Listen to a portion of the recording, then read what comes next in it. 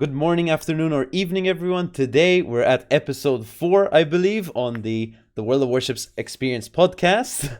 Of course, me and Bison have taken a break from it for quite a while now. I think it's like 3-4 weeks, but that's not because we were gonna stop. We literally just forgot to record, to be honest, and we're brain dead. But now we're back. We turned our brains on. We're back, and our producer actually forced us to come. But no, we're ready to record more, and we're gonna try to do it every 2 weeks if possible again. But today we have an interesting guest. I'm sure Bison wants to introduce him, right? Yes, he is the second most famous Finnish World of Warships player. He is one of the most important parts of Penta's recent run of dominance, being involved in stratting, whatnot. Very, very good player. Also, a very nice guy and a good friend of both Malta and me. He is in Malta's clan Penta, after all. Let's welcome to the podcast, Vile. What's up, man? How you doing? Yeah, thanks for having me on, guys. I mean, Bison pretty much gave me an intro there, so yeah, good to be here. I miss anything important? No, no, No, don't think so. that's your claim to fame. I mean, that's you. Yeah. I mean, No, obviously, in game as Vileix, people just call me Vile, so that's what I basically go by in the community. And yeah, I've been a member of PTA, previously obviously known as Band CB, TWA, for quite some time now, actually.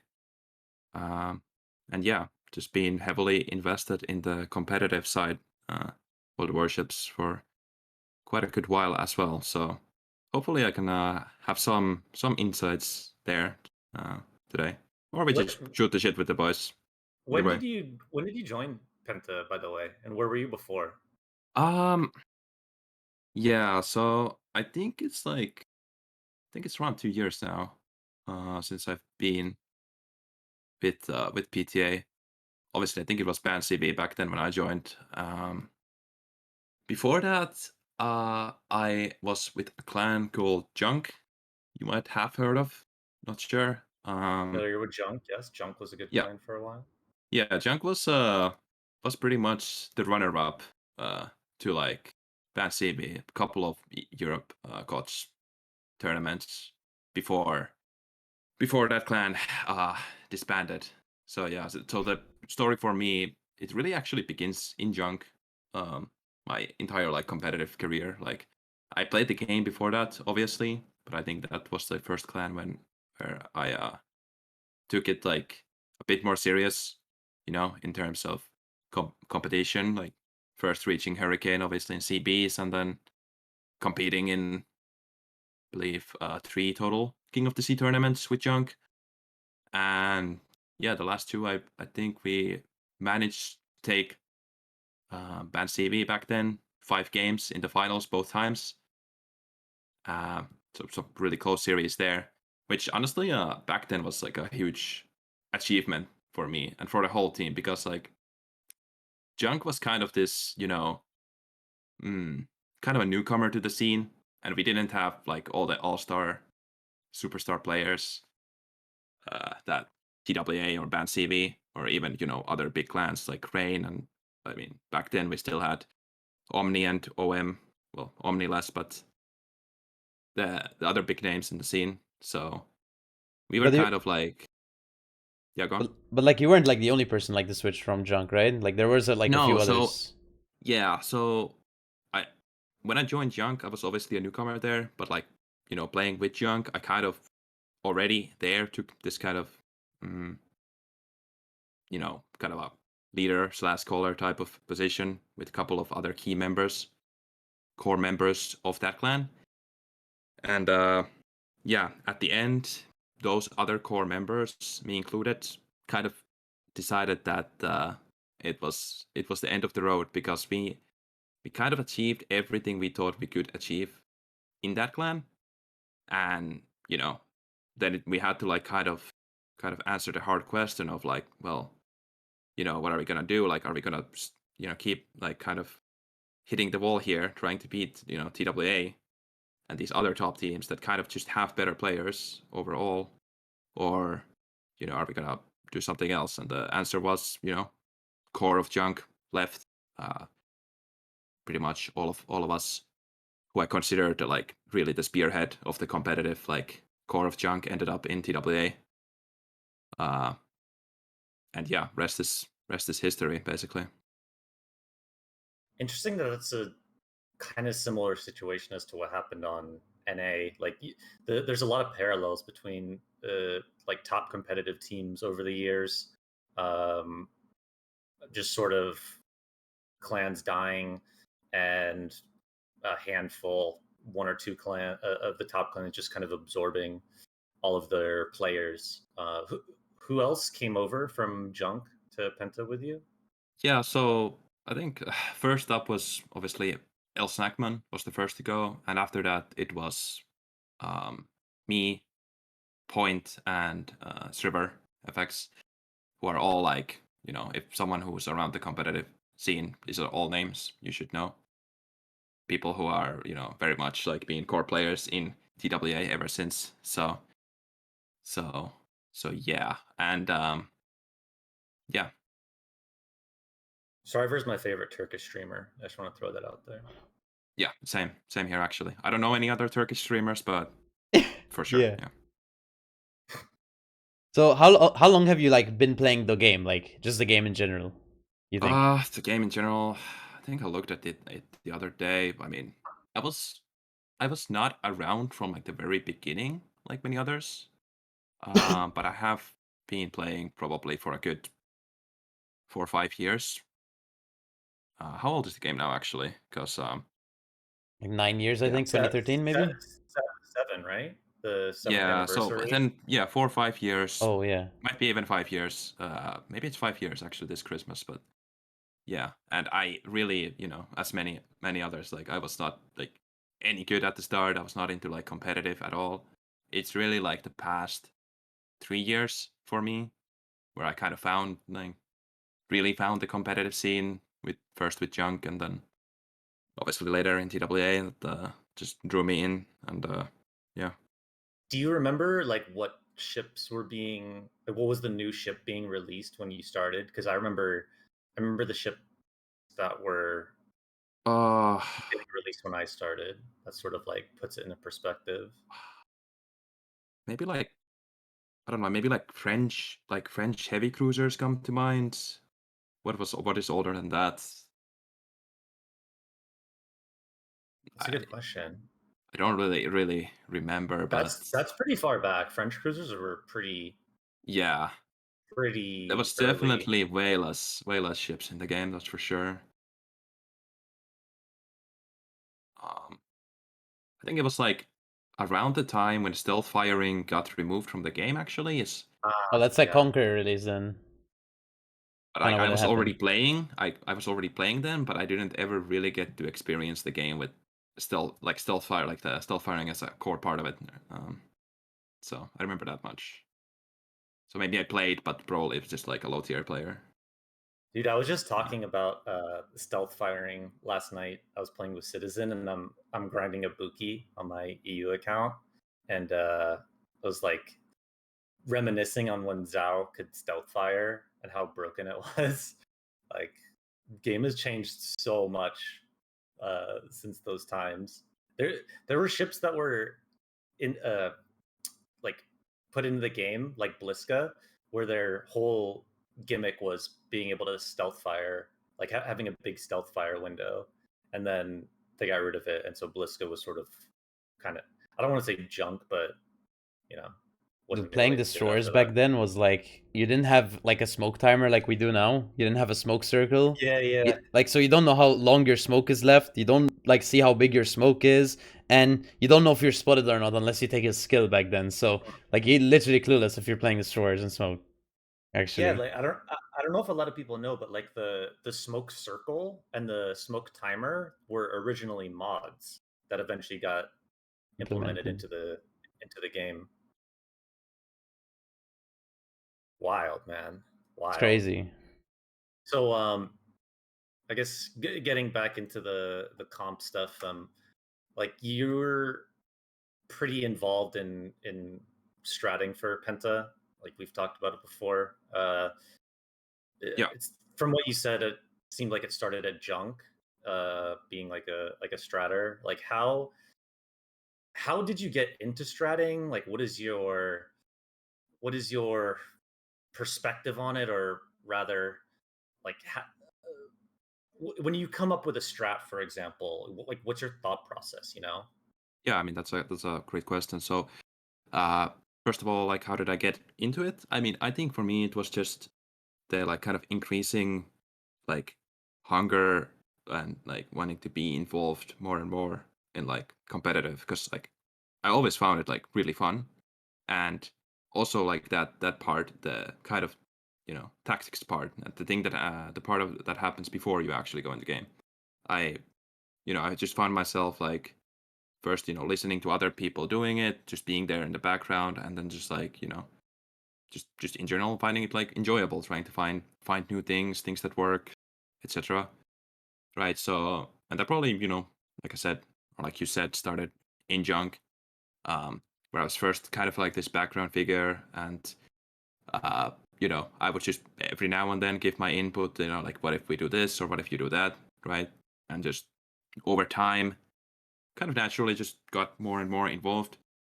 Also, when you are one of the like, when you end up in that position where you are kind of, if you are not doing something, then no one is doing it, then me personally at least, like naturally kind of take a little bit more responsibility to get, keep things like rolling, I guess. And that was already like a thing in junk. Like I think then specifically me and Point uh, in the like the best days of junk were kind of the duo in terms of coming up with those tactics. Like he would usually be the mastermind, and then I would be the guy who says like, okay, well, what about this part, or like, can we make this better by doing that? So we had that kind of a dynamic even back then, and yeah, it's just well, from there again, when I joined TWA, I naturally took a bit more of a like a backseat role, because you join this prestigious clan, you already have people in there who are making these threats and are leading the clan. But then again, over time, it's the same thing happened. Like you know, got more involved. Took a little bit more of the responsibility, and yeah, now I would say I'm very like heavily involved in coming up with whatever tactics it is for tournament or clan battles, anything competitive we Did you we did do. you So play any other games like competitively, or maybe not uh competitively, before WoWs, or is like your first? no, not at this level. I was always Yeah, yeah, competitive by nature, which I'm yeah. sure like most people who are like play like competitive WoWs can probably say the same. But yeah, like so it was mostly probably things like you know Call of Duty on the Xbox I was pretty good at, or like later like League of Yeah. Legends at some point I climbed pretty high, but yeah, not at this level, I would say. No. How are you enjoying? We've talked about this a little bit in the last podcast, but how are you enjoying the Tier 8 clan battle season? Because it seems like, at least for me, a lot of the other people I've talked to, uh, the Tier 8 clan battle season is not as enjoyable as other seasons, which is disappointing for me because I actually thought it would be a nice refresher after so many like tier 10 seasons with very similar kind of stale metas. But Yeah. yeah. Yeah. Well, actually, kind of have to like you know have to admit that for me personally, I haven't like disliked it as much as I've kind of like the general player base, or like at least the people I interact with have a lot of Mhm. people have been expressing that they really don't like tier 8. um but for me personally, it's like I don't know, I've had mixed feelings about it. But I still ended up playing a lot of games this season, and there really wasn't like a need to play a lot, because there wasn't like really like hard competition. Like no one else was really spamming games at the Mhm. same high up there in Hurricane. but we ended up kind of just playing for fun, I would say. And I honestly, I did like I wouldn't have done that if I didn't find it like enjoyable at some level. So like people have already like many people have expressed why they don't like tier 8, and there's like many reasons for that. And I mean, if I had to choose, I'd probably prefer tier 10 as well. But as someone who plays every clan battle season, like basically like an addict, uh, I've played those tier 10 seasons like over and over again. And for me, the tier 8 Yeah. was kind of honestly a nice like refresher in that way. Just at least for like a little bit. And it's just something different. Like it's 6 versus 6 format, very different from 7v7.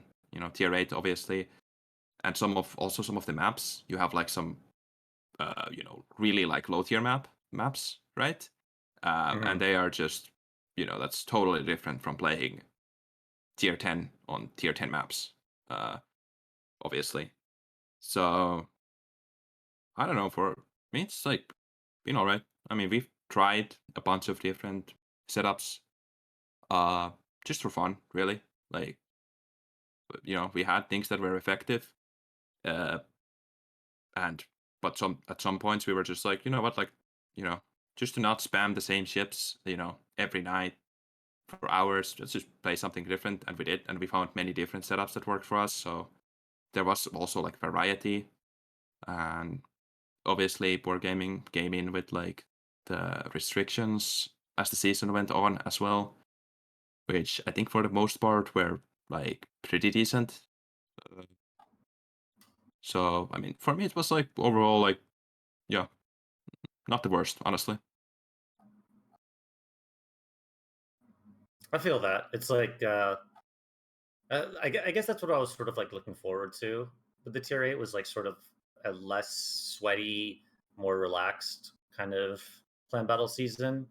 Um, so yeah, I totally get what you're saying there. The next big tournament on the horizon is finally Return of King of the Sea, 14th edition,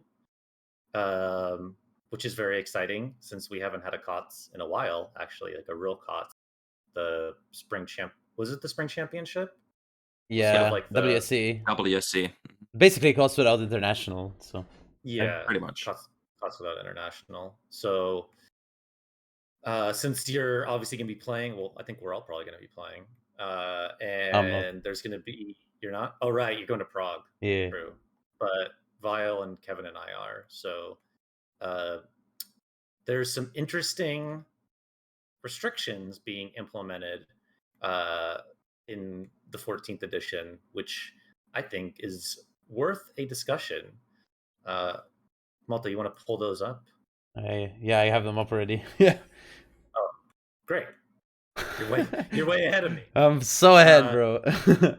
So as normal, COTS 99, 2 battleships, no aircraft carriers or subs. Thank God. Damn, wait, no Uh, subs? Weird. I know, right?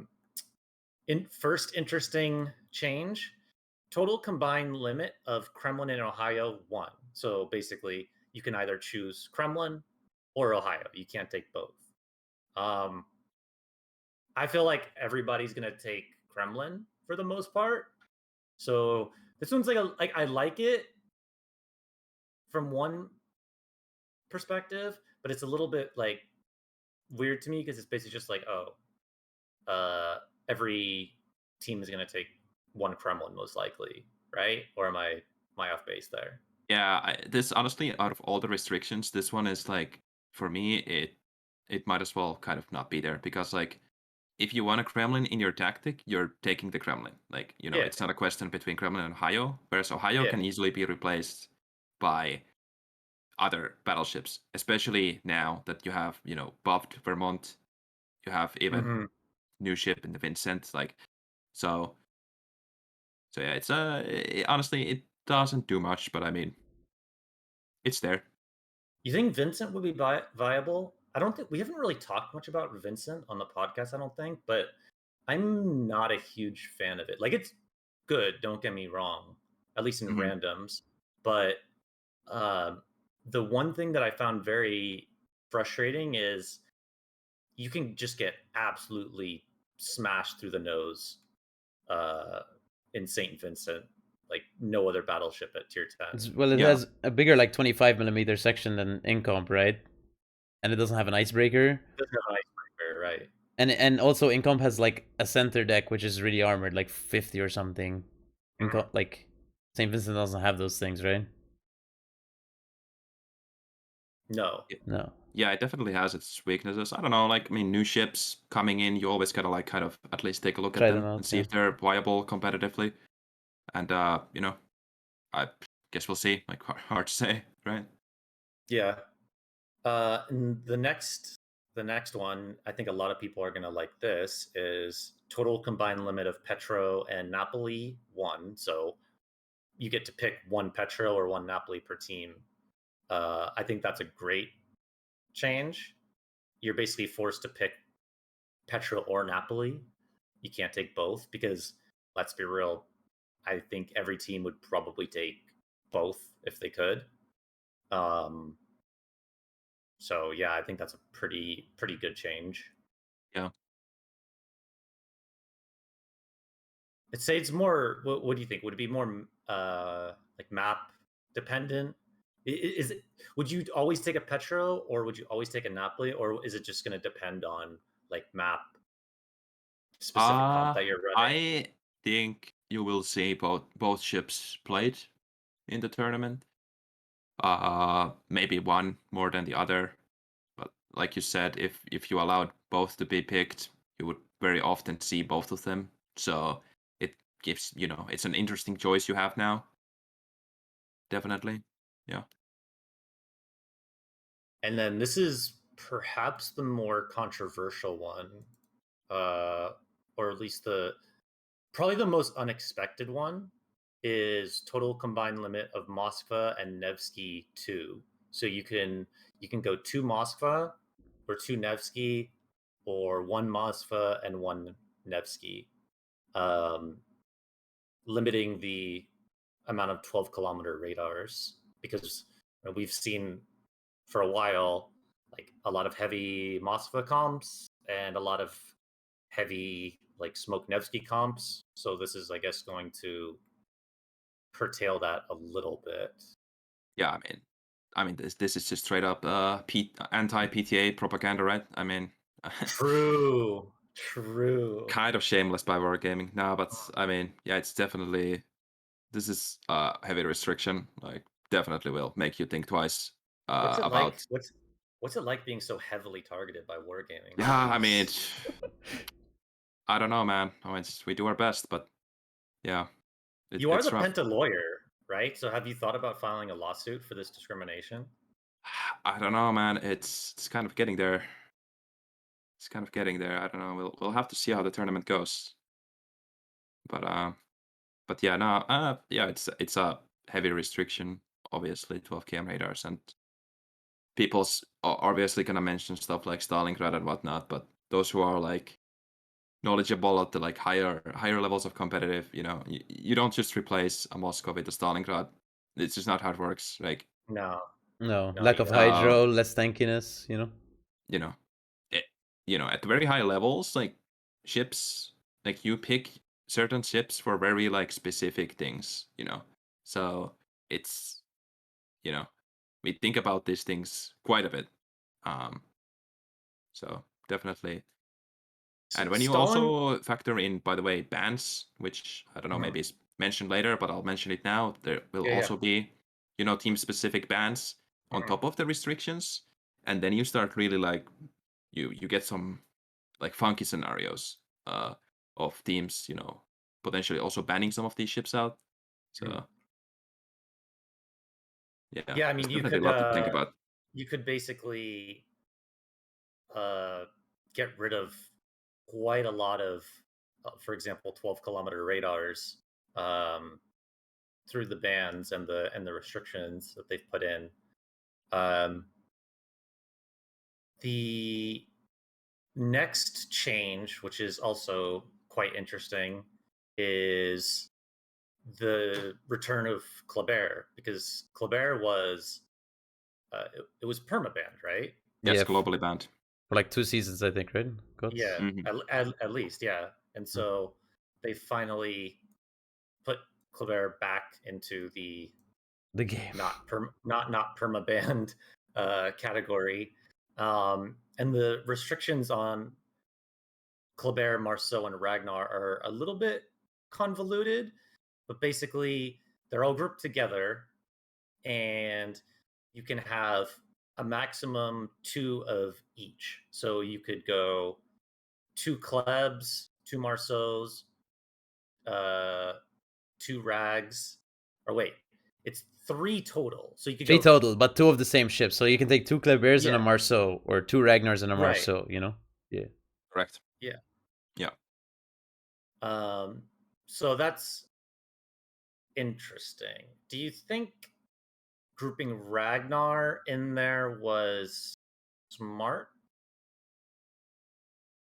Uh, mm, Interesting question. No, I think it kind of makes sense. I mean, yeah, it forces you to make some hard decisions, definitely. Now that you are not basically able to like permaban French DDs by having the global ban plus the series ban, which you Hmm. used to be able to do in the past, obviously. Um, Hmm. that means that yeah, you could ban one of the French DDs, but the enemy team can still have two. Like you ban Kleber, they can have two Marceaus. So you Hmm. cannot remove the French DD factor anymore. And then, but then at the same time, if you want to pick the French DDs, you limit your ability to have the Ragnar. I mean, I think it's the Ragnar being there. I think it makes sense. Um, it's definitely like it's kind of a hot like topic. This entire like bans and restrictions, and like there are a lot of like opinions on what is the optimal way to go about it. And I've yet to hear like one solution where I think is like perfect, where everything works perfectly. Be it like global bans or just more series bans, like no restrictions, or this version with the restrictions but no global bans. Um, but it's definitely different, and I mean I enjoy the fact that there's no global bans. Hmm. Because that kind of kills diversity, and they did a good thing by limiting Petro. Petro was global banned Yeah. for a reason, right? Yeah. And so you could say the same for the French DDs. They are limited now for that reason. So it's definitely very interesting, and that's like perspective of someone who sits down and like has to think about these tactics and like all the different scenarios of what ships could be banned, what ships can I have in these like strats. It's definitely some work. The one thing that I don't understand about grouping Rag in Kleb and Marceau is they don't do the same things. Like generally speaking, Hmm. like Yeah, I feel like Ragnar's a bit of an outlier there.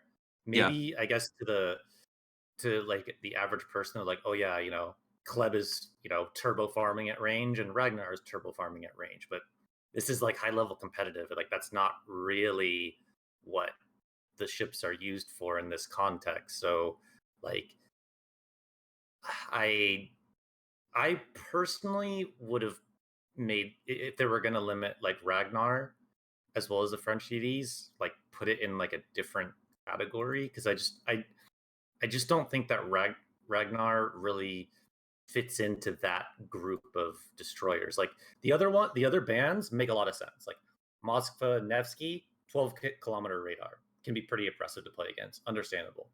Petro and Napoli, like super tanky, impossible to kill, even though Petro has radar, which sets it apart. Like they're very similar. Like they do very similar roles, which is they don't explode to battleships like yeah. most other cruisers. And then we already talked about Kremlin, Ohio. I mean, obviously we both agree that Kremlin is almost always like the better choice. Um, but you could sort of argue that they're like, you know, two of the most common, uh, I guess, tanky BBs with 30 millimeter overmatch. So it makes a little bit of sense. So, but Ragnar sort of sort of just doesn't fit in line. But in general, I would say that the bans are pretty good, and I think it'll make the competition quite interesting. Yeah, definitely. I mean, I think they kind of took all the power picks historically and just wanted to all like take all of them and neatly limit all of them. And even if not, they don't all do the same thing. Like you mentioned with Ragnar, Marcel, Kleb, but they just wanted to make sure that all these power picks are kind of limited and you can only have a certain amount of each like quote power pick, right? That's pretty much the goal here. So, and for that goal, I think it achieves that. Yeah. So how many bans are there per like team? It's just one ban One per ban each team team. per It's series. a blind ban, right? So Blind bans, yeah. So the Yeah. same, both teams could theoretically ban the same ship. same Could ship, happen, yeah. yeah. And these are the So maps, the I ne- guess. the next part is maps. I'm very happy that I don't see the new one. What's it called? Faroe Islands? Faroe Islands. Yeah, I'm so Mhm. glad that Yeah, we're not so am seeing I. that. For For sure. those that watched Team League. It the was team league, Vile was my. Were you my? You're my team captain. No, you weren't a captain, Well, right? I was in your team. I You was were the like, pseudo captain. I was pretty yeah, much the yeah, yeah, captain. yeah. You were like de facto team captain, essentially. And I remember like we went into like training rooms to try to figure out some strats for Pharaoh. I think you had already did because of like CST and stuff, but uh, Pharaoh is not a good competitive. It's not a good map, full stop. But it's not a good No. competitive map Yeah, either. not quite. So we have a lot of the usual suspects: Tiers, Northern Waters, North, Crash Zone, Sea of Fortune, Sleeping Giant. It's You been a while since they changed the Sleeping cap layout, Giant. look.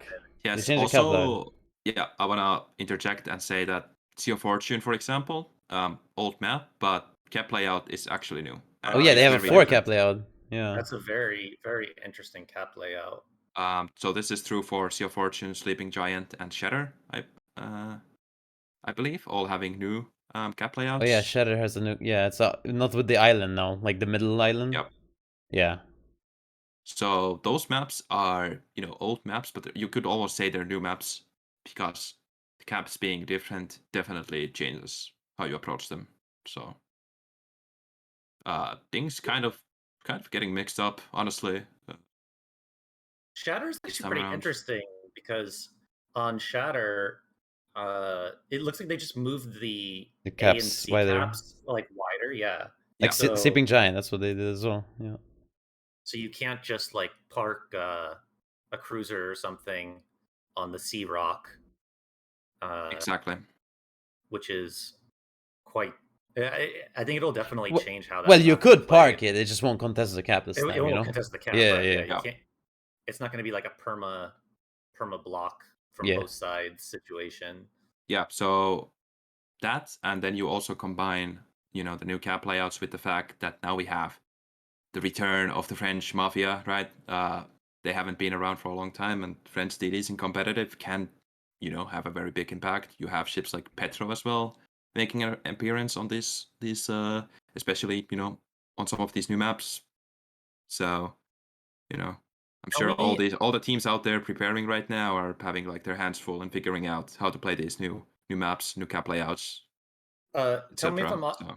I'm off base or not, Stratmaster. But on Shatter, the A cap looks like it's relatively unbalanced for North Side because the island at the bottom of the A cap on Shatter is almost in the cap, whereas the like mirrored island is a bit Uh, farther from the cap. well, So like without for giving too much away, I Damn. can obviously protect my own interest here in terms of the intel, but it's definitely not symmetrical. You're right about that observation. So both sides are gonna have some, maybe different advantages there, for example, and same, Same goes for some of the other maps as well, but yeah, we're Like, still, still figuring it out ourselves at this point. I think it's still time of recording. Obviously, a couple of weeks still since before we start playing. So yeah, like I'm just thinking, for example, if you have like a daring at A, the daring can play that island from the south side really well, and nothing, there's no island for DD on the north side to do the same. So that seems a little bit unbalanced to me, but we'll have to see how it shakes out.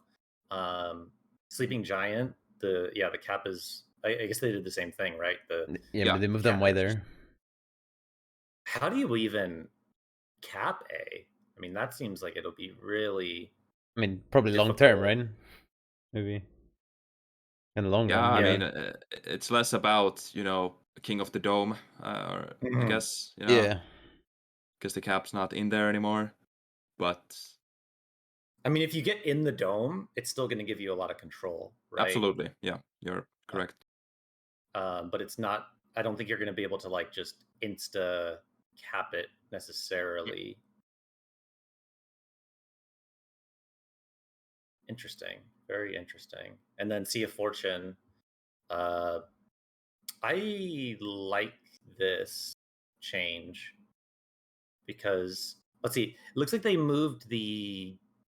Is it the D cap? The one on the far right? Is that D? No, I think there was one in A, right? In like like the randoms A, like here-ish before. Yeah, there was 3 caps before. Wait, yeah, I think in KOTS format it was triple cap or Yeah, Yeah, there's one on yeah, like 2-3 line, I think, or 3-4 line here. yeah, pretty much. yeah. But if you guys look at I mean, that's the clear one. Like each team will have like a free cap, a free home cap. But Yes, if you look at the cap on the far right, I'm not sure which one it is, but Oh, the I think that smaller. is it's either smaller. Like, they couldn't are you? smaller. Yes, both Yeah. C and D. You can also like look at the very middle cap. You remember you could kind of cap it from the left side there. Right. Yeah. Yeah. Yeah, Okay. and you can also see that, for example, on south, the distance now to like your islands there, there's a big gap there. It was kind of used to, you touch it right away, reversing from the Right. island. Right. Yeah. So It's the going to caps are Okay. be. smaller, Makes it map harder to is play, more maybe. spread out. Yeah. Yeah, in general, I guess you could summarize the caps that they're kind of, I would say, yeah, harder to contest. The maps are a bit more spread out as well. Maybe forces you to choose kind of like, how you wanna how you wanna split, right? Because if you spread yourself too thin, then you potentially leave yourself weak somewhere. So yeah, some of these maps were kind of, I would say, figured out. You had just obvious Mhm. positions you would play, but the new cap layouts definitely mix it up. What strikes me about the middle cap change is, for those that don't know, Southside on Sea of Fortune is is better for the most part because you can use like a fast destroyer to uh, get to the rock.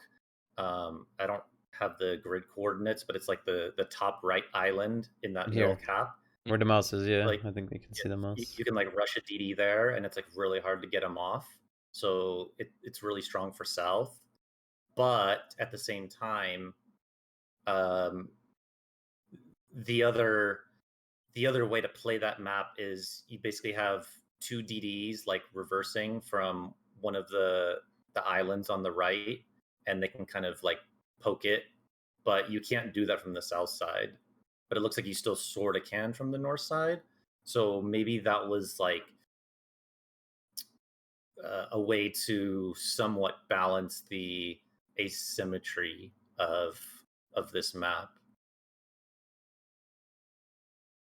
Yeah, you're probably right about that, and also just kind of removing those, uh, like a lot of maps, they kind of remove those positions where you could just freely, park park your brick or whatever ship, inside the cap. Try to kind of, I guess, get rid of that. So yeah, and as for maps and their balance, one thing like people and viewers can keep an eye on is that I think the less balanced the map is in terms of spawn, the less likely it's to get picked. Because Right. in King of the Sea, if you don't know the team, if you are the one picking the map, then your opponent is picking the spawns, right? So generally teams favor picking maps that have, more or less balanced spawns. So, they can't get screwed there Like Nord. if they think that one spawn has a big advantage. So yeah, some of these maps you might see not picked very often at all, because of the imbalances. But If I'm not sure if I'm correct in this, but if you look at North, is the middle cap smaller? Did they shrink the middle cap on North, um, or has not it actually always sure. been I that think I think it it small? was always always that small. it was always small. Yeah, Because it's different than the or, randoms one. yes, that is correct. Oh, so are we gonna have this Nord? Because they teased the Nord on like some devlog that they're gonna change No, it. so we're gonna play this one. So Okay. I think the HD version is coming, but it's not gonna be in for this Alright. tournament. So Because it changed. I saw the pictures. Like it changes quite a fair amount of the map, like the islands yeah, and stuff. HD reworks always kind of change how some of the islands play, and for competitive, again, this might not be immediately obvious, but can honestly like just completely change positions that go from being playable to like unplayable. I think Tears of the Desert got an HD rework since it was last seen in competitive. Mhm. So this is one example of that. Some positions here are definitely impacted by the changes. So yeah. And let's see the dates for the tournament. Qualifiers start on 8th October and 8th 9th. and 9th. Group stage is the 15th. The regional playoffs are the 16th and the week after, and then the international finals are at the end of October. And there's quite a big prize pool this time, actually, for internationals. I think it's 50,000 US dollars total, right? I think first place gets 17.5. Is that correct? Maybe. Doesn't say how much you get when you win, but it's 50,000 total, I think, right? I think that sounds about right. I believe it is the same prize pool as the last time they had cash prize for internationals, but could be wrong. These are the prizes everyone gets for winning the regional tournament, right? So you get steel and doubloons and some camos and whatever flag bonuses. Oh, you get red bonuses, 30 of each. Wow, Pretty strong. pretty strong, dude. You also, I think, for KOTS viewers, you get a red hipper camo. Bison was talking Yo, about it. Yo, hipper, hipper hipper. camo. Because we got in North Carolina Strong. last time, right? Remember? That one was really cool for the North Carolina because it was like blacked out. And North Carolina is also like really good for a tier Yeah. 8 battleship. I And don't this is think hipper, bro. many I don't think many people would say that hipper is a very strong ship. I wish it was for Prince Eugen, bro, but it's not. So rip. Unfortunate. Premium gap, I guess. Yeah, premium gab. It's okay. And I think this is the first cause, something to mention, that this CN server is going to be playing for the first time in internationals, right? So CIS, of course, isn't playing this time because of obvious reasons. Yeah, that's actually something I wanted to talk about as well. If you don't mind the Yeah. fact that CIS is not playing, but instead, and this is public info by now, that a lot of the top actually CIS, aka Russian clans, are going to take part in the EU KOTS. So that also kind of mixes things up. There's going to be, I would say, yeah, straight up just more competition on Europe this time, which is also very interesting. So because there are Yeah, some very strong teams coming in from Russia or CIS. I've come up against some Smile players and randoms recently. I'm not sure exactly how it works, but did they have to do a server transfer? Yeah, so Like, pretty much as far as I know, if you wanted to take part in this this King of the Sea tournament, you had to like fully be part of like the EU server. So they got the chance to transfer their main accounts over, and a lot of the top clans, took that chance and are now going to participate in the European King of the Sea So, tournament. speaking of that, like, have you guys seen like in randoms or wherever you're playing like black clan tags? Yes. I Yes. don't know if it's true, but I heard those are like Russian server transfer clans. Like Yes, they're that transferring is clans. Oh, okay. Wow. that is correct. Yep, that is Alright. exactly that. Okay. So it's a permanent transfer. So they're going to the region. Like that's it, right? I heard it. Yeah, I'm pretty sure it's just permanent transfer. So And well, China server first time ever, I think, for a Yeah. tournament coming in. We've never seen anyone play from the China server. So like as in like an actual clan. So normally like we have Asian clans, but CN server is like a completely new server basically. So who Yeah. knows? We pretty much know Mhm. nothing, right? So could be interesting. We've seen a lot of teams from C that were Chinese, as Yeah. far as I know. But Yeah. this is the first time that the actual CN server is going to be involved. So it would be interesting to see how they perform in their first COTS. KOTS. Yeah. That's pretty much it for So KOTS 14, right? pretty much, yeah. I guess the next thing is there hasn't been a tremendous amount of new content recently, but there was a new coal ship released, the Alvaro de Bazan. The Alvaro De Bazan. We've talked about it a little bit, the Alvaro. I think it's okay. You probably did a review on it, right, I Alta? did. Let me open up the Yeah, game actually and show it if I can. yeah. So you guys should watch Malta's review on it if you haven't, because Yeah, thoughts. he's pretty good at definitely, those new Malta things. makes great reviews. Great content, dude. Cool people. Um, I'd say that the Alvaro is like okay for randoms. I mean, I don't foresee it being used in competitive really. I mean, maybe because the burst, but I don't know. It reminds me a lot, and you, Malta, we discussed this before. The closest ship that I can compare Alvaro to is Grozovoi. pre-heal Grozavoy. Like long range HE spammer. Doesn't have a heal, but does have a lot of HP. It's got smoke, and the funny button is like an interesting gimmick that separates it from, I guess, any other. I mean, it just like attendee. trades a heal for a funny button, right? Yeah, Like, I in a would way. prefer the heal in randoms for sure. Yeah. It's not a bad ship by any means. I think it's but alright. Like, yeah. it can be alright. Like, for damage, it's not that bad. The concealment's pretty decent as well for the speed it has. Like, the torps are okay, I think. They're not, like, crazy or anything. They're Italian torps, right? They're regular torps. Yeah, the regular torps.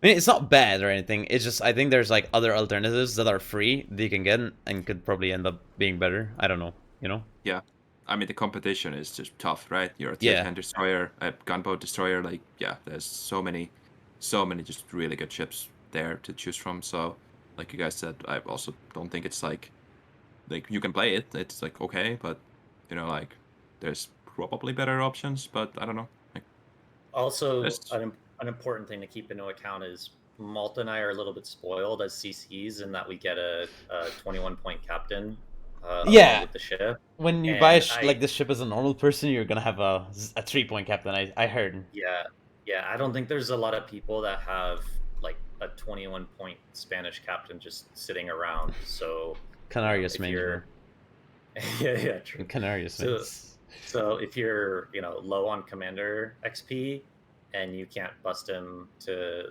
21 points at the start, or at least like 19 or something, then it's not going to perform as well as a lot of other ships, not even taking into account the overall strength level of the ship. Yeah, it's pretty much the Alvaro, really and truly. And that's pretty much it, right? Yeah. Yeah. Alvaro de Bazan. Spanish tier 10. Imagine. what I will say about the Alvaro is that I've had a couple of instances where I play against someone who's like actually decent, at the game, which happens pretty rarely in randoms. But someone like F-keying you in Alvaro and then just ducking behind like an island or something, it's just like It's very good, eh, like in that regard. it's very annoying to play against when someone does that. Mhm. Yeah, It's not even that it's just the effective. F key, It's right? just Yeah. yes, and the F key, it has the cooldown's pretty good. Like that's 23 and seconds, yeah. It also, like, I think adrenaline rush and all of that should work. It does buff it with the as F well, key. yes. So the cooldown, so you can annoy people if nothing else with it, just F keying them. So I think it's one of the there's best things is like, let's say you're in a fight with a destroyer and he's like 7k HP still. Like normally, if you don't have the F key, you're gonna take like 3 like salvos, and gonna take like 15 seconds because the reload's like really long. But with this, it could take literally 3 seconds and you'll kill him, So it's kind of cringe to fight against, but yeah, some unique situations where it shines. Overall, like, kind of mediocre, right? Yeah. Devlog time? Devlog time, dude. This is my favorite part. But sadly, today we're gonna talk about not, our favorite ships, Thoughts? What do you think? So today we have, if we were to find this, we have devblog number 368, which for some of you might be one of the worst devlogs in human history, because it is a texture line of submarines. Yay! Yeah, but don't worry, there are some surface ships we can look at too. But I guess we start off looking at the submarines what we have. And we'll get into subs a little bit more, because if you of course, yeah, there's already, some more, yeah. I think we should talk about it right now, maybe. Like, because like the reason British subs are coming is because subs have been declared as final and good and well suited for the game. Yeah, ready for life, according to Wargaming. Yes. They made a whole article about it, right? Saying how they're proud or whatever that submarines are good right now, and whatever. And this is kind of like their tribute to them, British submarines. Like, remember when carriers came out 8.0?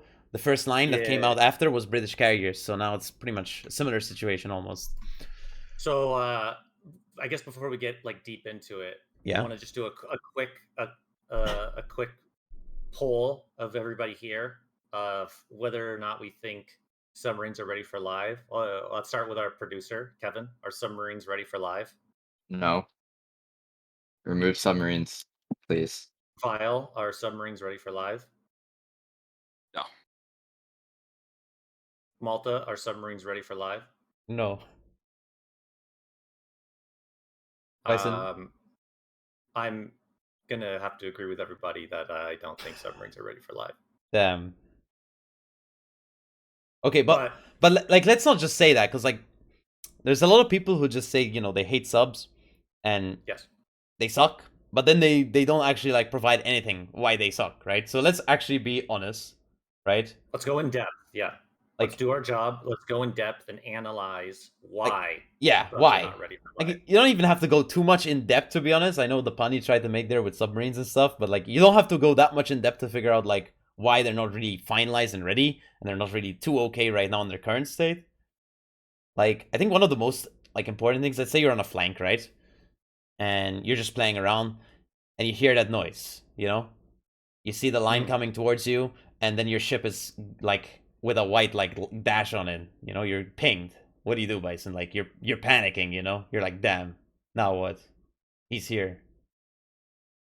Yeah, it's never a fun feeling. It's like I would say it's almost worse than seeing like the airplanes coming for you, because it's like, okay, you dodge the CV drops and then you've got some time to like run away, heal up, get behind some friends for some AA support, Tech W.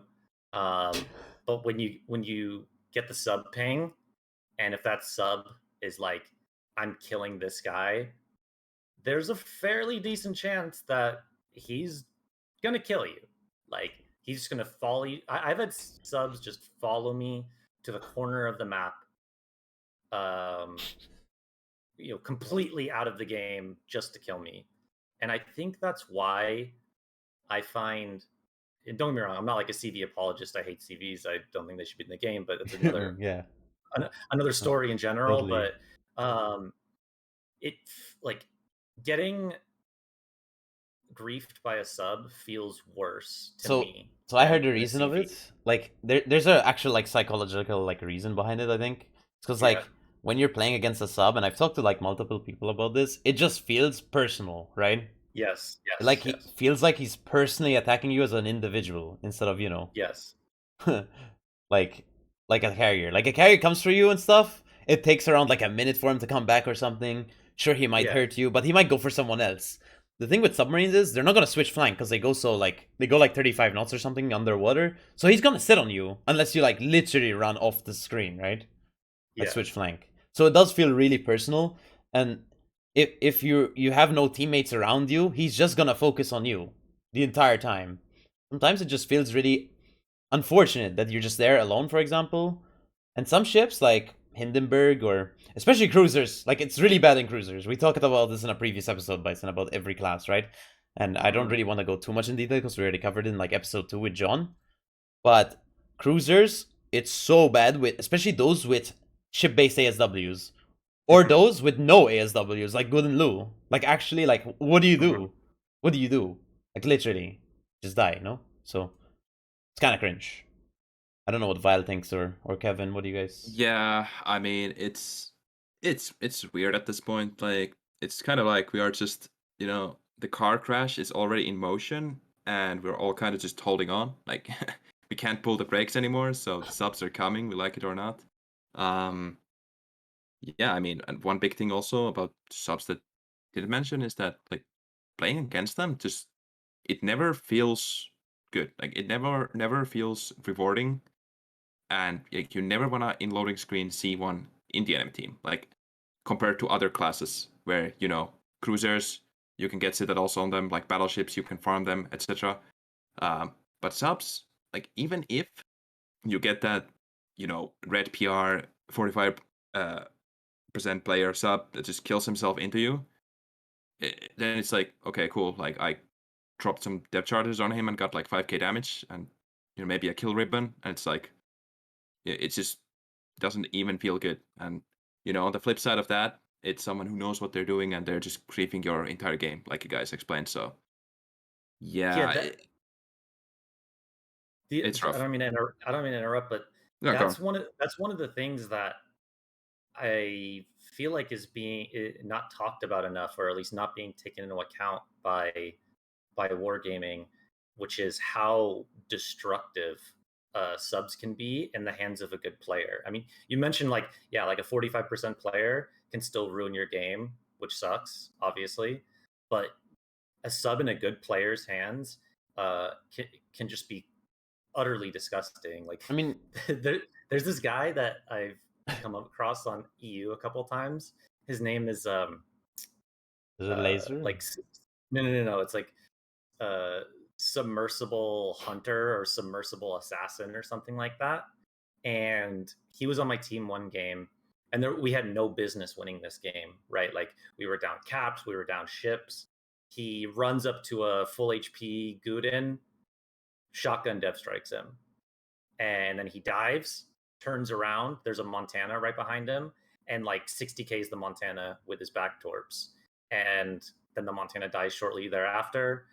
The sub caps, and we win the game. And it's like there's nothing. Well, for as far as the Guden, there's literally nothing that he could have done in that situation because he doesn't even have ASW. And you know, once like good players start to learn like really deeply how to play subs and how to maximize the the impact they have, like they can be really really detrimental to the game. Yeah, but that's another annoying thing. Like good players are gonna be pretty bad, like in it, like for us, of course. But it's also bad players that are like really bad because like if you have a really bad submarine player on your team that doesn't know what to do, like he'll just Hmm. dive, he doesn't spot, for example. Like I've had this multiple Hmm. times where they're in a situation where nothing would spot them if they sit on the surface. They can just sit on the surface. But they'll sit at like -8 meters or -30. They'll use battery Yeah. life and they won't spot. So they're literally like Yeah. wasting their own battery. So then when they actually need it, they're dead instantly. And then when they need you, like you need them to like spot something, they don't. And that's also annoying. Like the fact that if you're like, I'm unfortunately like not experienced in the class, which I mean, right, currently is even worse because literally you can get anything. I think up to tier 10. If you're like inexperienced, it kind of just sucks to play with as well. Like even worse than some other classes, because if you're in a destroyer in the open, you're still spotting. You can't just hide instantly. Like sure you can do it with smoke, but some of them you can't. It's the only class where you can like in other classes, even if you're bad, you're probably like accidentally doing something for your team by like spotting or just existing. Whereas sub is like the only class that can just actually be like non-existent, just be underwater and like not impact the game at all. Even the 17.9k Shima that goes after the enemy CV, he'll probably spot some ships on the way, or maybe land a torpedo or something like. I don't know. The sub is just, yeah. He'll make the CV, like spaz out and run away and try to find him. Like it's not a huge impact, but it's like it's something. Yeah. Same with like CV. Like I don't know. Even if your CV red player, like flying all of his planes into some Annapolis AA, at least he's still like spotting on the way. Even if he's losing all of his planes without doing like any damage, he's at least spotting. So. And they also recently changed the spotting mechanics between submarines, and that they don't like proxy spot each other anymore, which in my opinion is a really bad change. It's so hard to find them now.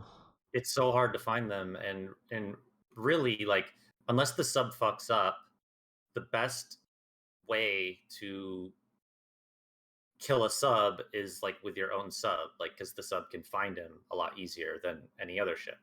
A lot of the times it's the only ship that can find him, unless you have like a hydro DD and you roll right on top of him 2 kilometers away. Yeah, which is like one reason why I like daring so much, because it's I think the best like anti-sub DD in the game, with the long duration hydro and good depth charges and stuff. But you're still really exposing yourself by doing that as a destroyer. So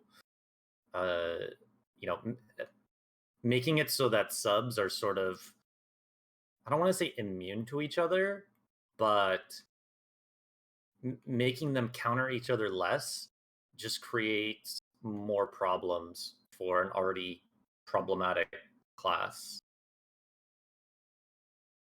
Yeah. You want to talk British submarines? Subs bad. British submarines. So this is quite interesting, actually, guys, because they have main guns now.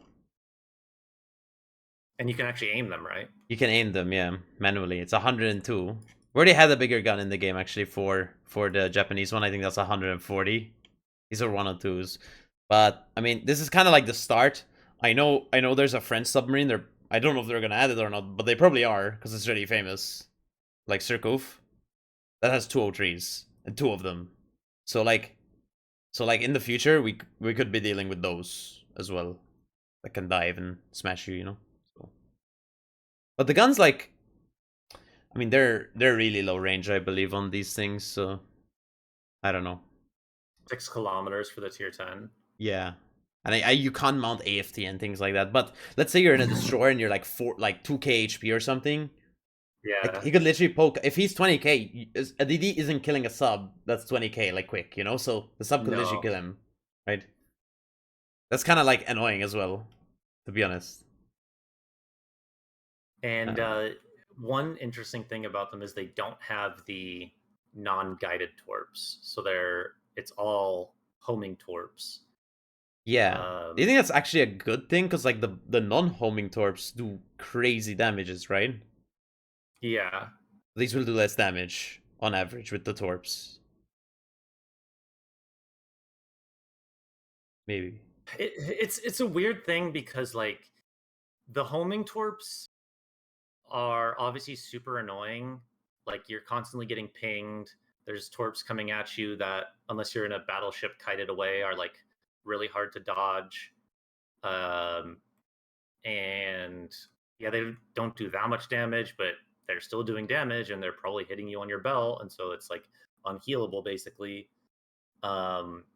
But I think the most toxic interaction that you can have with a sub is a sub that's been, you know, unspotted the entire game, and he just pops up out of nowhere right next to you and dumps his whole wad and dev strikes you. Like, I've had a few of those moments, and I'm just like, man, that is Damn. just Go next, that is quick. yeah, like that is just so dumb. Like,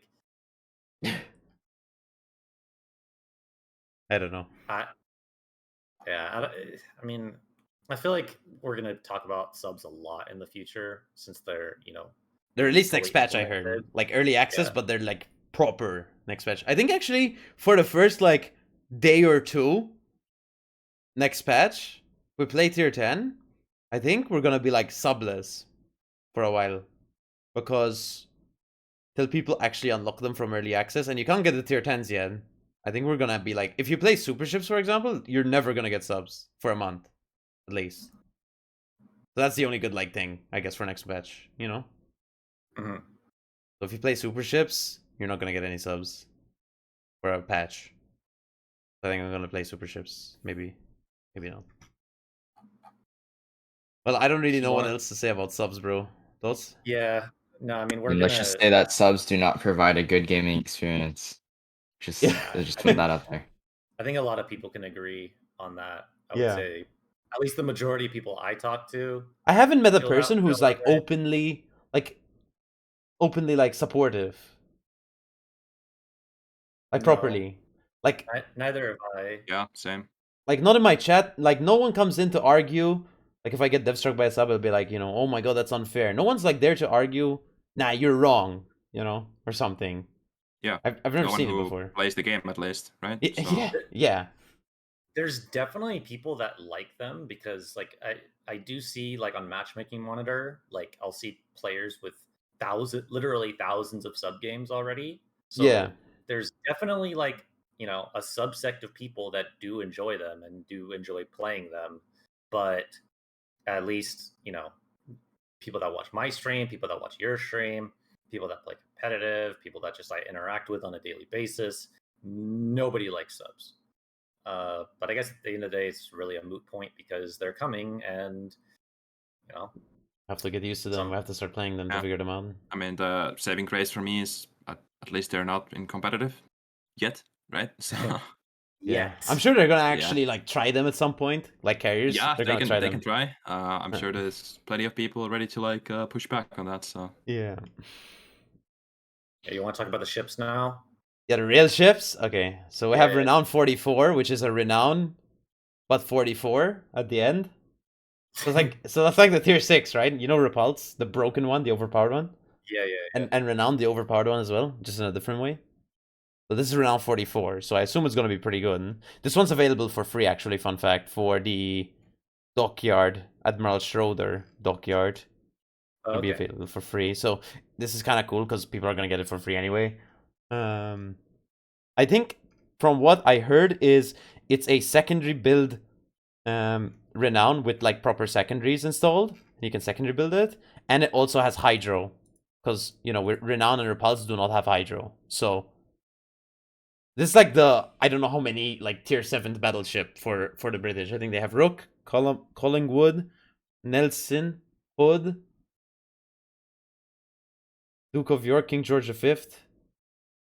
Like 7 already. No, yeah, and then one more. Protectory, whatever. It has 8 torpedoes. Yeah, it has 8 torps. Yeah, it has 8 torps. 4 per side, so that's pretty good. What's the range? 6 km though. 4 per side. It says 8x1. Yeah, because they're 8 km range, as you can see. No, that's depth charge. Nothing. Where are you seeing the torps? Oh. 8x1 maximum damage. Oh yeah. 8 kilometer torps. 8 kilometer torps. Yeah, the torps are 8 km, but it says torpedo tubes 8x1. So does that mean it has 8 single launchers. Single launch, right? Yeah, like the British line, like Renown. Renown has 4x1. Okay, so it's got 4 on. I mean, each side. these are like better than like Gneisenau torps. Gneisenau has like 6 km 3 torps, so this is 4 torps per side, and they're 8 km. They're probably like British turning torps, so you have really good angles as well. So this, I mean, it looks interesting, I guess. This could be a really good like premium for free. So I mean, they gave us Repulse for free, and that was really good. This one's just kind of like a tier 7 variant, to be honest. Let's see how it goes. And then we got Leipzig, which is, from what I can tell, just like a worse Nuremberg. I was excited for it before you told me about the range, because like I was like, oh my god, a Nuremberg for free? That's like a mine's a tier 6. Let's go. And then you were like, oh, it has 0 range. I'm like, damn. Yeah, there's 13.5 kilometer range. I think Nuremberg has like 16 something. I'm not sure what it trades off. Oh yeah, concealment, right? It has better concealment. Yeah. Nuremberg has really bad concealment. Yeah, but Nuremberg's like crazy, like really good. Like the range is so good. Like the shells are so good. As long as you don't get hit, Nuremberg is like a power farmer for tier 6. Yeah, this just makes it harder to sit behind islands because you have less range. So like concealment's like useless, to be honest. It's kind of sad. Yeah. But we'll see. We'll see how they change it. But it's tier 6. The big boy. Yeah. Monmouth. Monmouth, tier 10. As you can see, it looks like a Gibraltar. Exactly like a Gibraltar because it's the same hull. Everything's the same except for the actual stats. The stats are Goliath stats on it. So it's a Gibraltar hull with Goliath numbers. Super heal, you know. Normal hydro. HE, improved HE, of course, British HE. The normal garbage AP from Goliath, right? So does it have a smoke then, or no smoke? So it's like Goliath. No smoke. Yeah, right. It's like Goliath with a Gibraltar hull. I think it's probably gonna be better than Gibraltar, but worse than Goliath. That's what I think. For sure gonna be better than Gibraltar, but like, which isn't hard to do because Gibraltar's. Gaishu likes it, bro. He played it once. He likes it, bro. Yeah, no, Gaishu is just too good, man. Like, I just don't. It's just weird to me, the ship. It's a better Gibraltar, but worse Goliath. Like, yeah, it's like they combined the ships, but it's just worse than Goliath. So like, why not just play Goliath?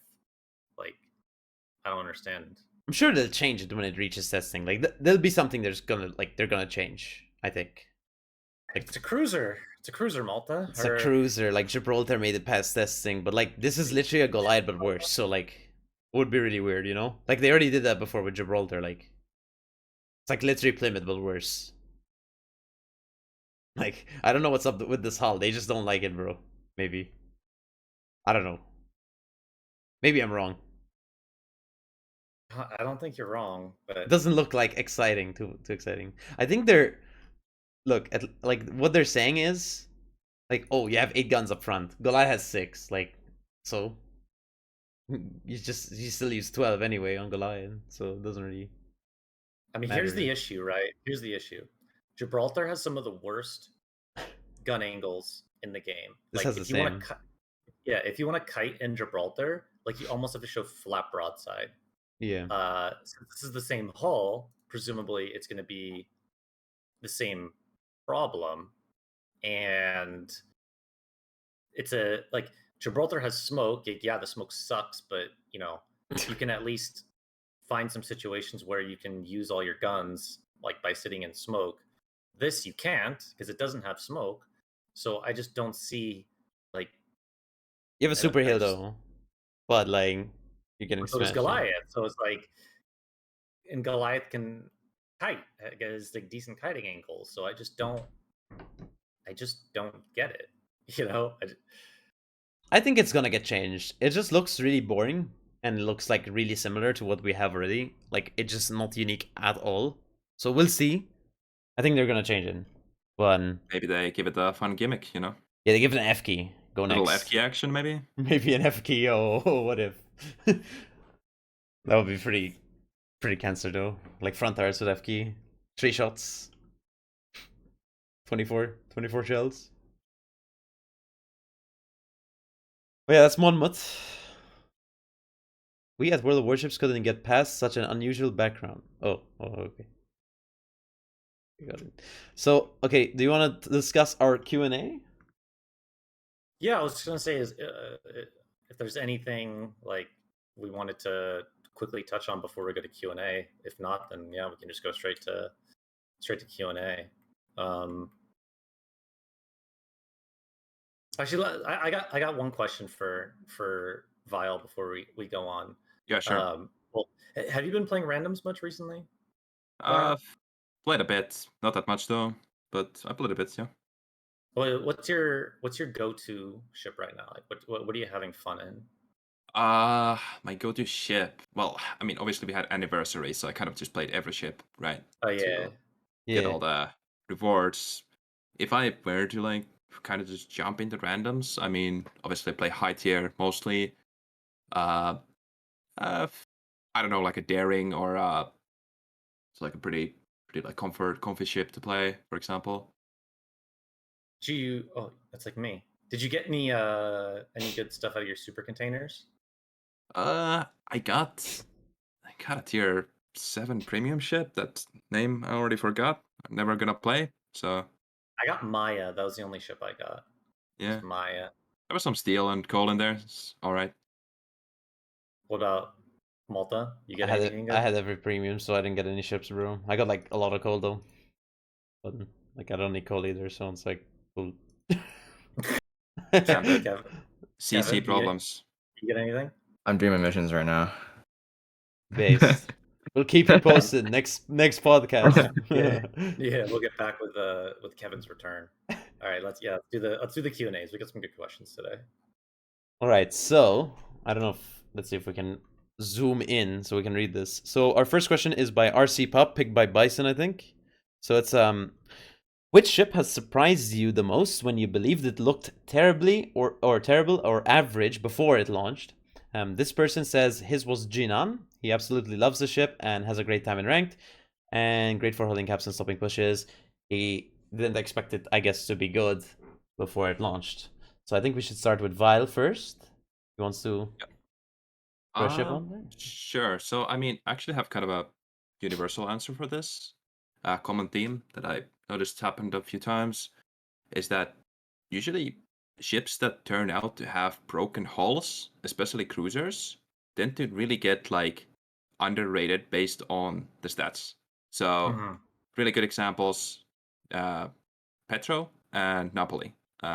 If you only look at the numbers of the devlogs, before actually playing these ships and seeing them in action, you might think that, they're not that great. That's why you had the whole meme with Petro, like low HE DPM, blah, blah, blah. And Napoli as well was kind of like, it's like a secondary gimmicky thing, right? But turns out, like, because of the holes, being so tanky, things you don't really see before you actually see these ships in the game, in action, things you don't realize that make the ship, potentially broken. So definitely those. It also takes a little bit for new ships to come out, for people to like find the best ways to utilize them. Because I was super excited for Napoli when it came out, because my family is from Napoli, so I was super stoked on it. So I wanted to find reasons for it to be good, and when I started playing it, I was like, this thing is a lot better than people are saying it is. And I remember people like nobody thought that like when Napoli first came out that it would be, you know, a competitive ship, a ship that's used in comp. But here we are now where it's being limited to one in COTS and everybody's running them in clan battles Yeah, and shit. exactly. And Yep. it I think it just takes a little bit for people to figure out, how best to utilize a ship. Was Napoli still yours? Mine? Yeah. No, because I didn't think the Napoli looked terrible. Like I not to like, say that I'm some genius or anything, Some god, but dude. I just thought, like what Vile said with the armor, like we saw the armor values. I was like this is a tanky cruiser. It's got guns that like it's got big guns. It's got torpedoes. We didn't know how the SAP secondaries were going to work, but they're obviously really good. They're really So good. Yeah. I actually thought Napoli was a lot better than people were giving it credit for. For me, I would say probably Guden. I know a lot of people don't like the ship. Like I was playing with Citizen last night. He thinks it's like the worst ship in the game, but I actually think Guden is really really good, um, and I think it's really fun as well. Yeah, I mean, Kuden. I'm gonna hijack that Kuden point. Like, it has a gimmick that was. I mean, was it the first? Yeah, it was the first ship with an airstrike, right? First one, yeah. And Well, uh, think and pretty much, second. you know, Yeah. was there something Well, it before was Kuden? tier 8, so it doesn't really count. Right. Yeah. But you know, it had the new gimmick, and I don't know if people remember.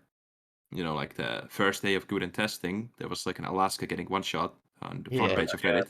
Yeah, there was. That was me, by the way, doing that. So you know, Nice. shout out to myself. Thanks for getting it nerfed, Thanks for idiot. getting Yeah, nerfed. you're welcome, everyone. So Yeah. yeah, new gimmicks are always like hard to like. People might look at them first like it's whatever, but it can be hard to like evaluate how good it is. This new kind of mechanic in the game. Same with stuff like F keys. You know, another example of that. I think a lot of people, at least who I talk to, used to think that like Annapolis was like the premium cruiser over like between Annapolis and Conde, kind of before they were in the game. And then I'm also, I should mention, I'm mostly like talking from like a competitive viewpoint Right. here. Right. Um, but yeah, it turned out like Conde that the FK was just like, you know, among other things about the ship that like in clan battles and stuff, it was just, you know, the premium choice. So yeah, new gimmicks is something to like look out for always. One ship I'd like to throw in there as well, along with Guden, is Marseille, because when I first saw Marseille, I'm like, okay, long reload, 25 millimeter bow, uh, you know, it's got 330s, which are obviously, they're like the biggest like actual cruiser guns, right? Yeah. Um, No, they're but you've not. got Siegfried has bigger, but like at tier 10, I think it's a bit yeah, less. yeah, yeah. No, Sevastopol has a bigger one. Sebastopol. Yeah, Sebastopol's. the best ship in the game, Sevastopol. Um, I thought Marseille would. I didn't think it would be bad, but I thought it would just be like your standard like super cruiser that gets burned down in 2 seconds and isn't that like crazy. But every time I play Marseille, I feel like I have really good games. I think Marseille is actually really really good. Yeah, So Marseille's pretty good. Like for average damage, it's like on Henry. Like it's there, you know. So Yeah. that's really good. I and agree. it's fun.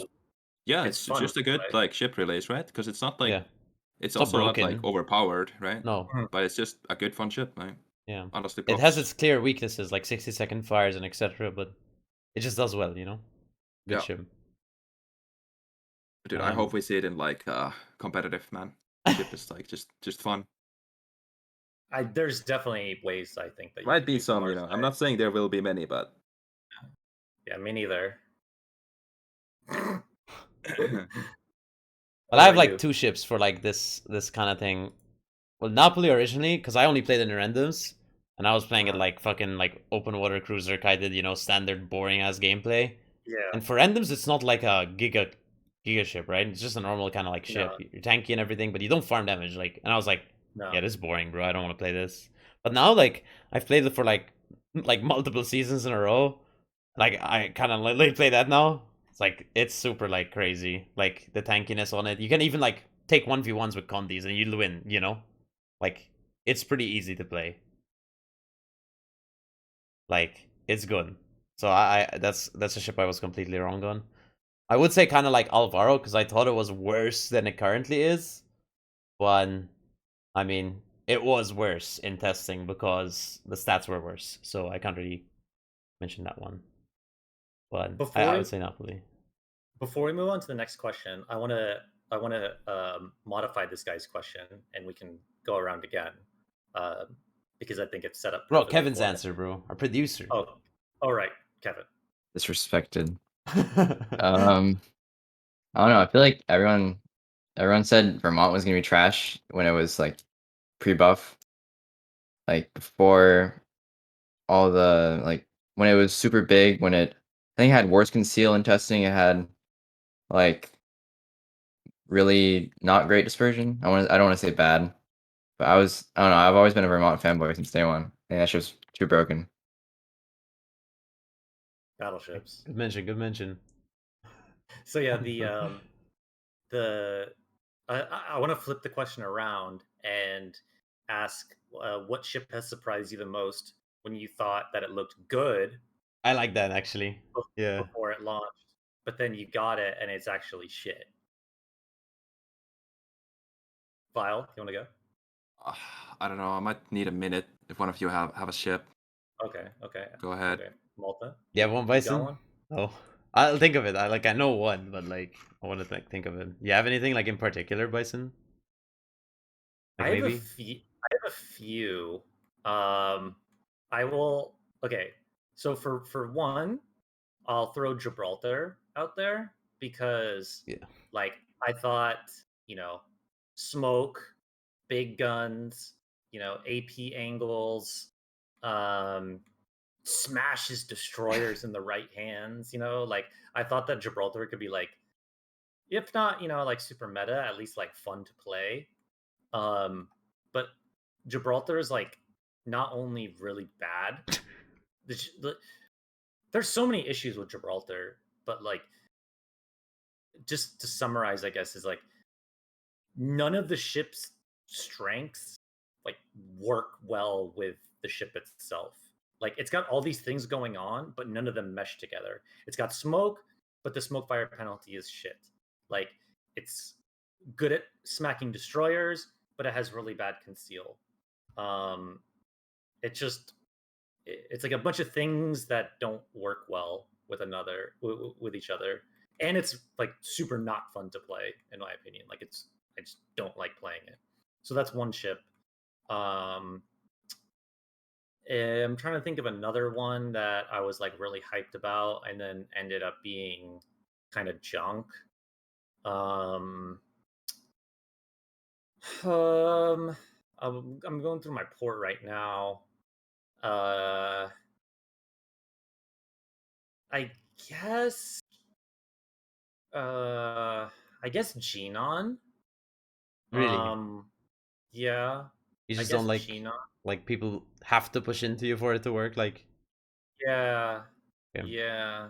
Like we've talked about Genon before. It's like if people are pushing into you, it's the best ship in the game. And you get yeah. 300,000 damage. But the moment people kite, which is 98% of random games, I feel, you're the worst ship in the game. Maybe worse than Gibraltar. Mm.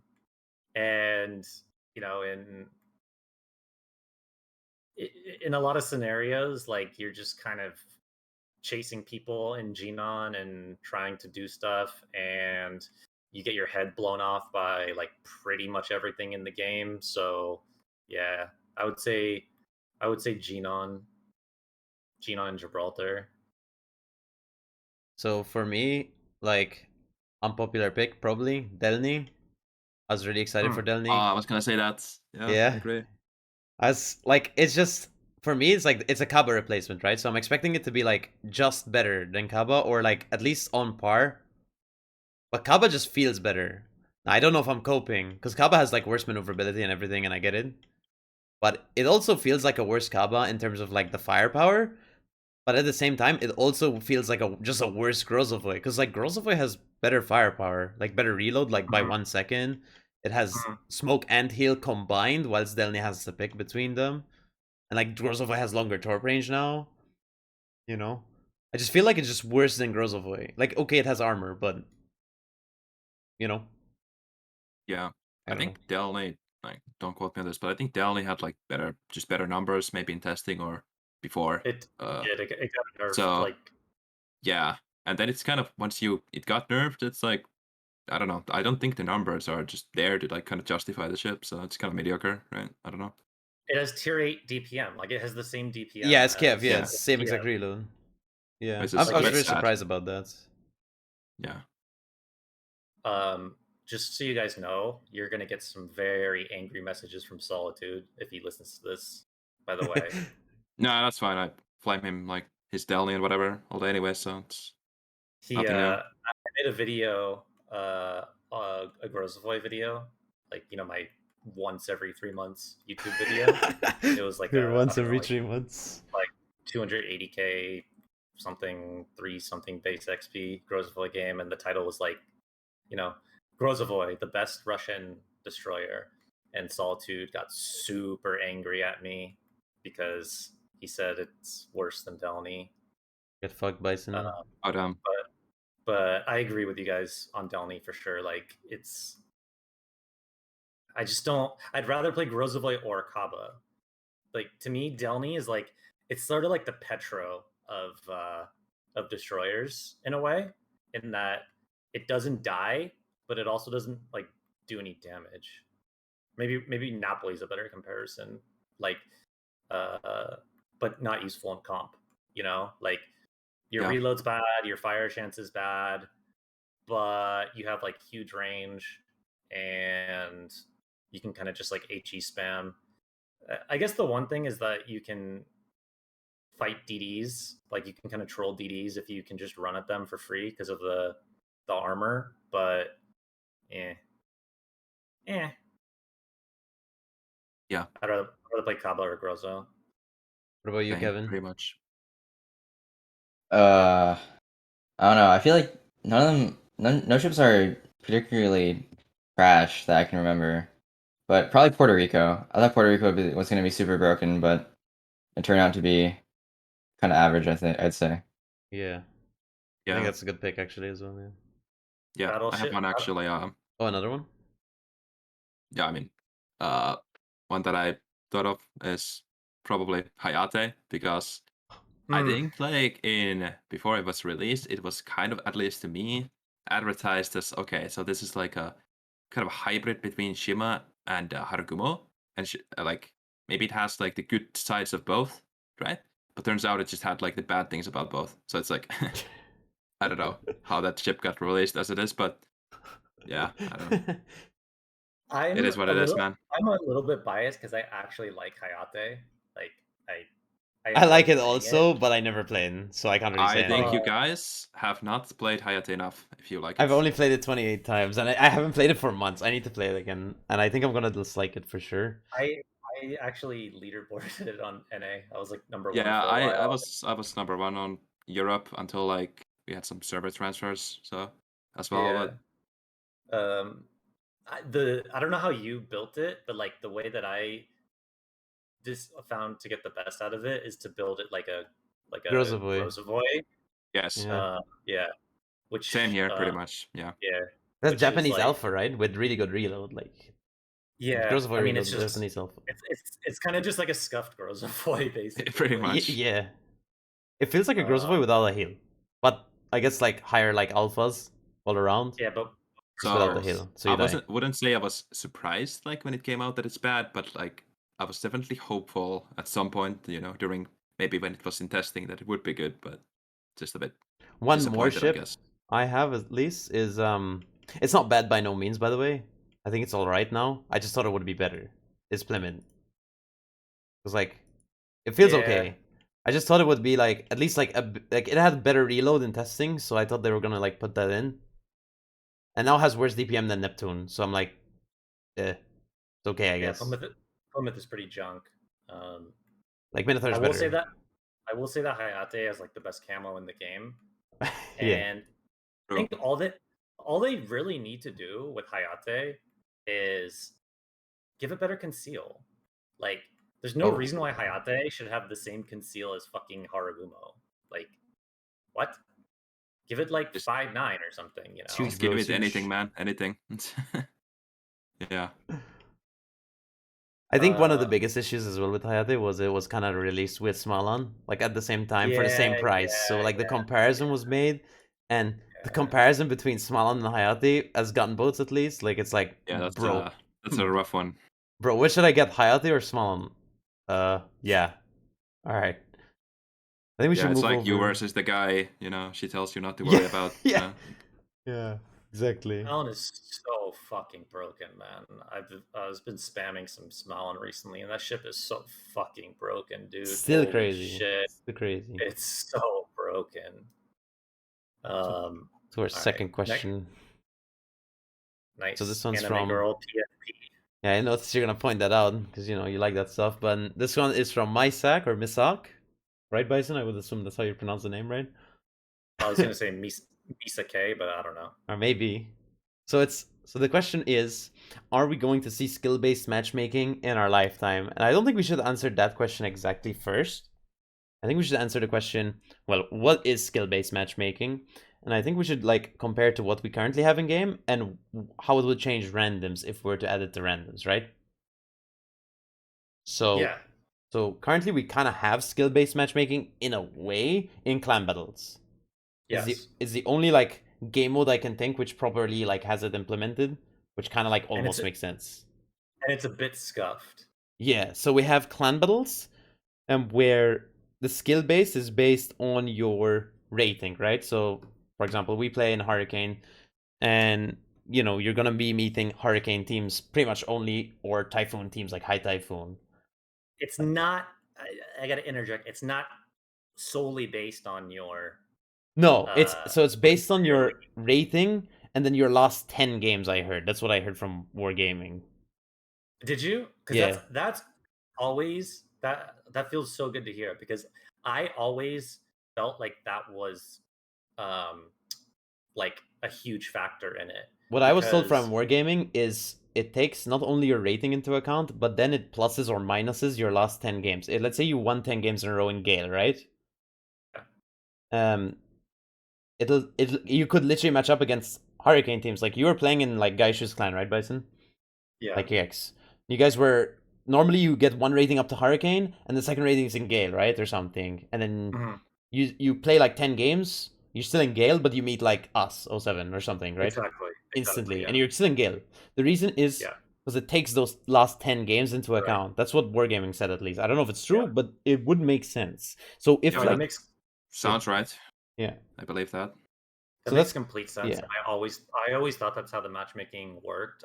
People had like theories that it like takes player, individual player. That's what people thought, but it's just too hard, too complex. Yeah, there's no way. It's based on rating, and each rating, like Alpha and Bravo, are independent of each other. So if you're in a Hurricane clan, but your Bravo is silver, it's a silver rating. It's brand new.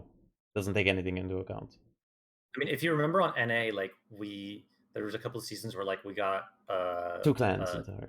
Yeah, a clan to like first in Hurricane, and then we switched to another clan, and like after like 10 games in fucking Squall or Gale or whatever, we're already facing 07 again, and it's like, yeah, this is clearly there's something going on behind the scenes that's not just what league you're in. Yeah, so it's I believe it's like 10 game differential. But so the skill based thing, like it looks all right, I guess, ish, because it kind of makes sense. Like Hurricane teams wins 10 in a row in Gale, they should be meeting Hurricane teams, right? That kind of makes sense, right? Because that's their skill level. But at the same time, then you play Hurricane like at higher ranks, and Vile can attest to this, and Bison can attest to this, I can attest to this. Like if you're at the rating of like 300, like 400, 250, you're gonna get queue times that are 10 minutes, 15 minutes long. I don't know if they've somewhat fixed it this season. I'm sure Vile could tell us more. No? No, I can tell you they didn't. So it's pretty much worse this season because I think there's less people playing. Since it's tier 8, so there's a big issue, like kind of like with the game really. It's like a lot of clans like get to Hurricane, but stop like instantly. Because like if there were a lot of Hurricane clans in the game, like this would the system would work a bit better. Because then the queues would be quicker and everything. But in this game, like a lot of people like tend to get to Hurricane and then kind of stop and play their row or anything. And what that means is you go into your queues every day, and unless you're meeting like, let's say, Rain or something, and you insta queue, or Oh Boy or something, if you meet like Typhoon teams, you're gonna have to wait like 10 minutes for them every time. And a clan battle session can literally feel like 10-minute game, 10-minute queue. Like half the time is spent in queue, then like Yeah, and you guys have probably experienced this too. I'm sure it's not even just like being in Hurricane. Like when you're like high in Hurricane, running like 85+% win rate, like it'll pretty much it'll be like Rain Penta are the only insta tags you will get for the most part. Sometimes you might not, but like like even hurricane teams you won't like insta queue with. Like it would still be like a 5-minute queue for like other hurricane teams. So like it's like the higher up you go, it gets even like more ridiculous. But I don't want to. I feel like we should. Yeah, but that's the current skill-based matchmaking in the game, right? Yeah, So yeah, that's the yeah, current I baseline. assume the person is asking about randoms though. Yeah, so in randoms quick- it would yeah. Quick question actually, like when people say like skill-based matchmaking, like actually it makes me think of two different like variations of it. I think we should One mention being, both. yeah, so like ones that it makes me think of is like number one, kind of like an MMR based one where every single player, for example, in the game would be like purple, right? Versus a skill based matchmaking where the matchmaker simply assigns people into two teams so that the average win rate in both is like the same. So you could still Yeah. have like unicorns and Yes. average players mixed, but the two teams would be balanced. yeah. And I think when people ask for skill-based matchmaking, especially for like randoms, I think the second one that I described is usually what they're like kind of after, or like what they think of as the I would be potentially the ideal environment. It's a different question if it actually would be, but the environment where both teams are just balanced in terms of skill, so that you don't have completely one-sided games. So that's kind of what I'm thinking. That's what people kind of want with skill-based matchmaking. But I think so, like mentioning both in a real situation. Say you're looking for a game of full purples. That would take you like 4 hours of queue time, I think, to actually get a full game of all unicoms. Like it would take forever. Yeah. So that's And I mean, impossible. I think it's also just like bad, bad Yeah, system. it's also bad because it's like literally Good for like a unplayable. ranked ladder type of system, Yeah. right? Or Mhm. clan battles, whatever. But not That's It'd for be how. super- randoms. That's very similar to how be- old ranked was. Super old ranked, like Yeah. 5-1 bracket. Like first week would be filled with like only like super unicoms and unicoms for the first like week. Yeah. Can you imagine how cringe randoms would be? Like Oh my god. if you're only playing against like unicoms and shit, It would like be awful. Just permakiting every spawn. everyone's It's clan permakiting battles, in bro. spot. It's clan battles in Petros randoms. only, Like, Nevsky's own. Nevsky's in smoke, probably, dude. Like, I don't know. It's Yeah, people communicating and shit. But people So on- yeah, jumping in voice chat because everyone knows everyone, probably. Like, yeah, exactly. But like on the other hand, like for like the number 2 variant Mhm. of the like same average percentage, you can have red players and super unicoms, and then on the enemy team it'll put you a super unicom and a red player. I think it's an interesting concept on paper. It looks cool, and like it's kind of smart, but like I don't know, like I don't think you can like implement it too easily. One, but two, like let's say IQ up in randoms. Like to find another unicom, it's not like easy. You don't just load in and you get one, right? So Yeah. so there's two options to save this like issue. So you either have to stay there and wait till like for example someone else like Bison queues in. I have to wait for Bison to queue in or something, or someone like on that one part, right? Or what they could do is they could fill your team up with red players and the enemy team up with like yellows and greens and blues. But then there's a big issue, right? Because the team on average, even though the average win rate is the same, the average skill of the player on the enemy team is probably significantly higher, and like your red players are gonna die instantly, evaporate, and you're just left there to lose. It's not about how many unicoms you have on your team. It's about how many red players you have on your team. Like, I want to do a study someday, but like just looking at matchmaking monitor, the correlation between how many red players a team has versus who wins the game is like almost like 100%. I swear. Like, even if you're like a triple div of unicoms, if like your entire team is red and the other team is like green, maybe some yellows and some blues, they're gonna stomp you because the red players are just gonna instantly die, and then you can't fucking do anything. So yeah, I mean, you're definitely right that the only possible way to do it would be to have the teams have an average win rate, but that creates a whole different set of problems. And I think that like randoms, for better or worse, It's is random. randoms. Yeah. In ranked, I think it could. It would definitely work better, because at least, I think it's the same system, bro. If you have like, let's say it's 6v6 ranked, and you have 5 reds on your team, and the enemy team is filled with yellows and red and blues and greens, and you're dark purple, like you lose instantly because like someone's gonna die Yeah. instantly. Like it's not yeah. good. So I I just don't said think it because like it would even make though more there are sense. like a fair amount of red players even in gold ranked. There's definitely less, and there's more good players in ranked, generally speaking. But yeah, you're still running into the same issue, and it's like you're sort of by having higher stats, by being better at the game, you're sort of being punished, which is kind of Doesn't make sense.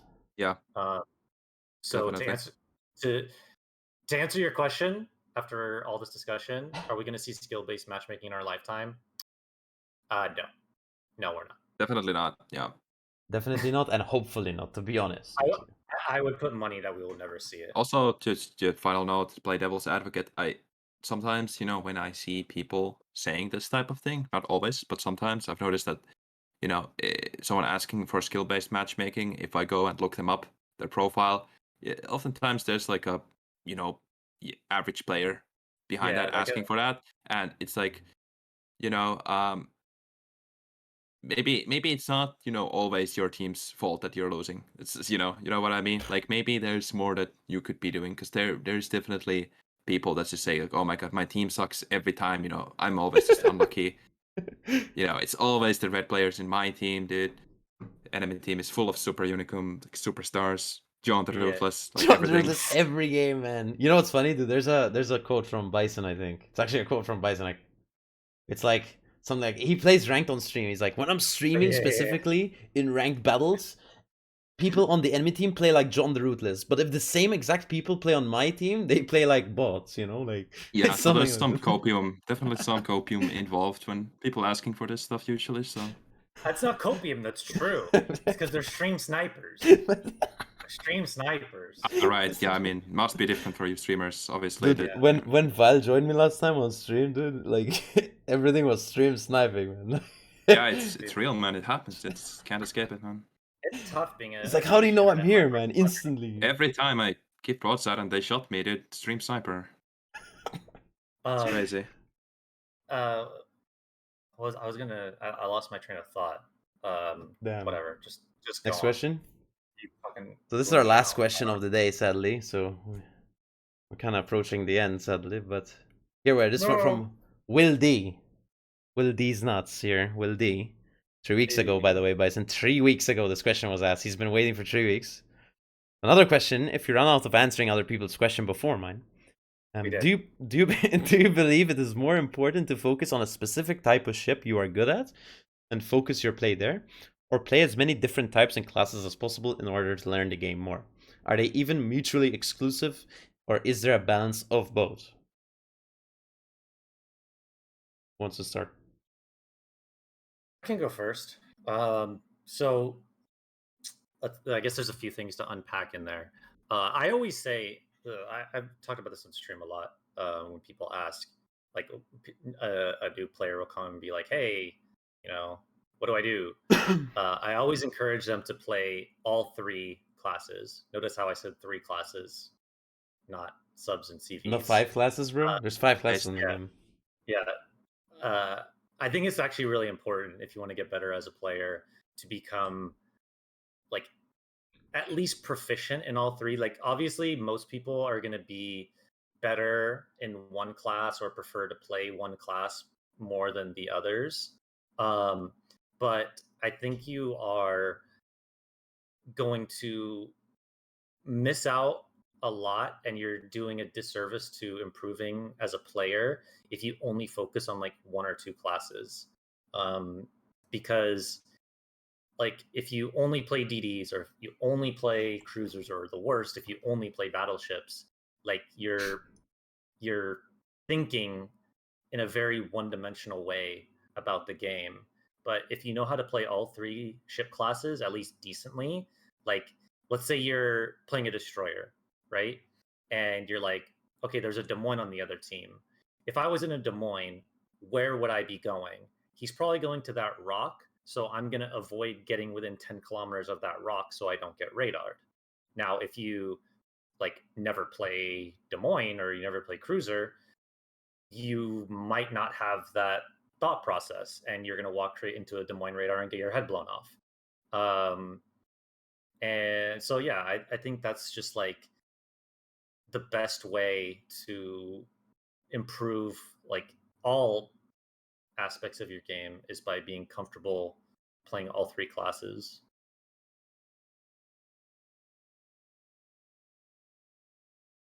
So yeah, I kind of agree. Like the thing is, like playing one class is good. Like you learn that class and you, maybe, but like what makes you learn even like quicker, I think, or just overall better, is if you play like the other classes, you'll start learning how to, let's say, counter each class, right? Or like, okay, you're playing Battleship, you're like, oh shit, I'm getting farmed, man, and I can't deal with this cruiser because he's angling, you know. And then you go play your cruiser, and you start angling, and you start playing a bit better in that regard, you know. Things like that will make you better overall, I think. Like, okay, focusing on one thing, like especially like this is specifically, I think I would say in randoms, like not comp, right? Because like in comp, normally like cruiser players are cruiser players, battleship players are Mhm. battleship players, and of course like people can switch like over time. But if you're a cruiser player, you're probably gonna stay on cruiser most likely, long term. Or if you're a destroyer player, like a torpedo boat, like focused destroyer player, probably gonna play that, right? If you're a battleship Mhm. player, well, you're really good on battleship, you can hit shots, like you're gonna stay on that. But like in randoms, it helps to play different things so you can figure things out, right? See, okay, like how do I counter destroyers? Like I play battleships and I can't do anything to destroyers at all, and I always die. Then you go into the destroyer and you try to do these things to battleships, and you're like, wait, this isn't that easy, you know? Because like other people know how to like, you know, do stuff. Let's say, for example. I don't know. Yeah. It's kind of what I think. For sure. Pretty much echo same thoughts here. Like a healthy mix of everything. I think like it's okay to have like I think a main class or like something you know prioritize, ship type or gunboat DDs or whatever like you prioritize over the other like ship like classes and subclasses, but you should still definitely like try a bit of everything because that is like Bison said, like it's just probably the most efficient way of just like learning the game overall. And you need to know what the ships you're facing are capable of doing, uh, you know, on top of knowing what your ship does. And that is just, you know, there's not many other ways of learning that other than, you know, trying them. So I mean, all you have to do is look at like a really good player's stats, and I would say that like virtually every like super unicum is going to be really good in all three ship classes. Like they might be better in one class over another, but it's you're not going to see like you know, a super unicum like DD cruiser player who's like yellow in battleships, right? Like I said, I don't, at least I don't think so. Like they're yeah, going to be good in everything because obviously, you know, some things are different between the classes, but if you're, you know, if you play all the classes, you learn them, you get good at them, then it's going to help your overall game. And I actually don't think that it's a coincidence that when you see a lot of these like, you know, 40% like Shima players, they're like they have like 20,000 Shima games. Like they only play Shima, you know? Or Yeah. like the 40% GK main. Like he only plays German battleships. So he has like no concept of like how all the other ships interact and stuff like that because they only play that ship, and it gives them a very narrow view on the game. Um, yep. we got to ask our battleship main though, what he thinks, Mr. Kevin. I agree with all statements said. I think it's Yep. really important to learn. What was it? You haven't called me stupid yet today. Surprise. You haven't said any outlandish opinions. Damn. Damn. This is the first for the podcast. It's actually He a hasn't called first, me. yeah. He Congrats. hasn't called me stupid or a bot. Finally. We're there, Or Bison. the guy asking, I mean, one simple way that a lot of people, I presume, do it is just like set yourself some goals to like maybe grind, you know, different lines to tier 10. I mean, for me, it was just grind eventually every line to tier 10, and that way you like naturally just end up playing everything, right? But just probably pick different lines from like different classes, you know, to grind. It's the simplest way. Yeah, like my recommendation for new players, when they're like, "Hey, what line should I grind?" I'm like, you like pick a destroyer line, pick a cruiser line, and pick a battleship line, and then and grind all three like together. And don't rush to tier 10 because I think it's another mistake that a lot Yeah, of new that's a players big make mistake. Yeah. is they're like they got to get to tier 10. I mean, they I mean, get I really did the bored at same. low tier. I I did did the the same as same well. thing when Yeah. I started the game. I was like, I want to get to tier 10, and like I get to tier 9 and 10, and I'm getting my head blown off, and I'm like, okay, this sucks. And I went back and like, you know, did what I just suggested, grinded different lines, grinded different Damn, different really? ships. I just sat up there and Yeah. got my head blown off more times. Base. I mean, For I a did while. that for a while. Yeah, I did it for a while before I went back down. I mean, you know, It's not a always race. fun, bro. It's fun. Yeah, it's not a race to get to tier 10. No. I can add another question to that since it's kind of a relevant topic. Sure. What ship what lines like of all of the three classes would you recommend for new players? Like Okay. battleship, cruiser, It's good. destroyer. What line would you Start recommend? with Vile, I think. I have one though. Yeah, go, Mr. Allen. All three classes. Well, definitely like for DDs. I mean, first one that comes to mind, and again, like some personal bias here, but like maybe Royal Navy DDs. I mean, I really like this line. So, but also I think it's like a pretty. It's kind of a. Is it fair to say that they're kind of like hybrids of hybrid DDs in a way, gunboat plus sword boat? So you kind of get the taste of maybe both Both, you have a both Hail, ends of the Hydro. spectrum. Kind of like, it's really Yeah. comfortable, like, it's good. Yeah, it's like forgiving as well. I would say that for me the Royal, because I'm like a super daring enjoyer as well. The only thing I would say about the Royal Navy DDs as like your first line is it might teach you bad habits because they're so good and they have so many tools with like the quick smoke, the hydro, the heal.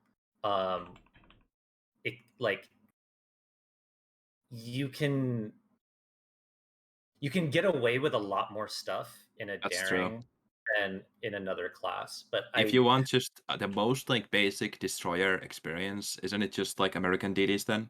It's yeah, most simplest basic DD experience. Like that's what I usually recommend. But I don't think like yeah, I'm not saying you're wrong. I don't think Royal Navy DDs are a bad line to start out with at all. I think it's like you can make arguments for both, but I would say that USN and Royal Navies are like the two best to start out with for sure. yeah. Maybe it's true for like all the classes that some of the older lines have Mhm. the most like kind of how should I say it, like least specialized ships. Yes, Because yes. they kept adding like different gimmicks and stuff over the Mhm. years. So Mm-hmm. but like Japanese American lines probably like for most lines like that's not a bad bet. Yeah, I mean the USDDs they've got, at least when you get to like Fletcher and Gearing, they've got like really good torps, decent guns, USN smoke, good concealment. They're not like, at least Gearing is not like, as strong as it once was. But honestly, with the model rework, Gearing's actually really really good now. It's really Random. fun. I've been loving gearing after the model rework. Yeah. I mean mostly Yeah. comp, but Yeah, yeah, still. it's really strong. It's What very about fun. cruisers? What would you recommend as a first cruiser line? Normally, what I would recommend on my channel is Mhm. either like the Moine. So it's like base kind of standard. It teaches you like how to get smashed in a way. Yeah. It teaches you how to use rocks because it has like arcs to use those. Like you Mhm. have a radar just in case. I know some people don't know how to use it, but like kind of forces you to learn how to use it in a way. The hydro, so you need to learn how to use it because other cruisers have hydro. And the guns are like usable. They're really good. HE and AP, they're both like really usable. So It kind of teaches you really like good. Like if it's something's angled, use the HE. If something's like broadside or like showing you like cheek, use AP. You know, like teaches you really well. So it's either that or I hate recommending it, but it's like literally the easiest ship to play, like almost in this video game, like Petro. Like for people, just one of those ships, you know. Like Petro line is a bit weird though, because you have to play through like the light cruisers kind of, and then you change.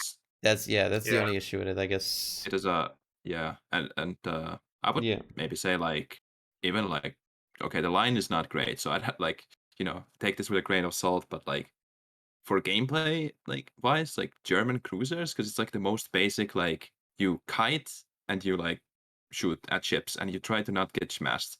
Like that is the core like most basic cruiser gameplay, right? Yeah, I feel like the I American like cruisers, they're a bit more specialized because you want to play with your radar and all that. So Yeah. it's a little bit trickier, but Mm-hmm. yeah, for me it's German as well. I think German is that's the line that taught me how to play cruiser. Just for the exact reasons you said. It's like you're like open water, you have good range, you have the HE pen. The fire chance is meh, but it makes up for it with the HE pen. Uh, and it sort of teaches you the basics of cruiser gameplay, which is farm shit with HE, you know, without having to think like too much on it. Um, Yeah. French, I guess, but French you sort of get like the speed boost. I think it's just a bit harder, the French with the reload boost and everything. There's a lot going on, Yeah, maybe. yeah. The German cruiser is just like so basic. Yeah. Uh, Maybe even Japanese, but the only thing with the Japanese line They're just hard to play. is Like they're just hard to play. Like compared to Germans, I think.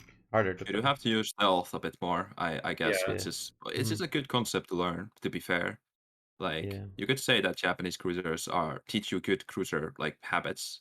mhm, You don't, you avoid getting smashed after you played, your share of like I don't know Mayoko and Mogami, because you will get smashed, right? So mhm. Yeah. And BB. There's two. What? The obvious ones, like Yamato and Montana. They teach you a lot. Like a lot. I think Yamato is so basic that like any player can literally just load the game, go and play it. It's like the easiest ship to play in the game. You just click every 30 seconds and you overmatch. Like, there's literally zero skill involved. Like it won't teach you a lot, but the line it is kind of like fine though. the line's really But yeah, fine, and it kind of teaches you how to position because you're not focusing on like aim as much. You're focusing on positioning with Yamato, I think. Right? And Nagato, like the armor's not too good. Fuso, the armor's fine, but like let's say like Nagato, like you overmatch things. mm, So the most important thing is you're focusing on your positioning, because like if you overextend, you die. Like, mhm. really, like It so also it also yeah. teaches you different like play styles, like the Japanese line. Like you have um Nagato, like you said, like kind of squishy, but it's got like big guns. Um, Yeah. and then you have Amagi, which is got a weird gun setup. It's got like all the turrets in the back, so you're like basically permakiting in Amagi.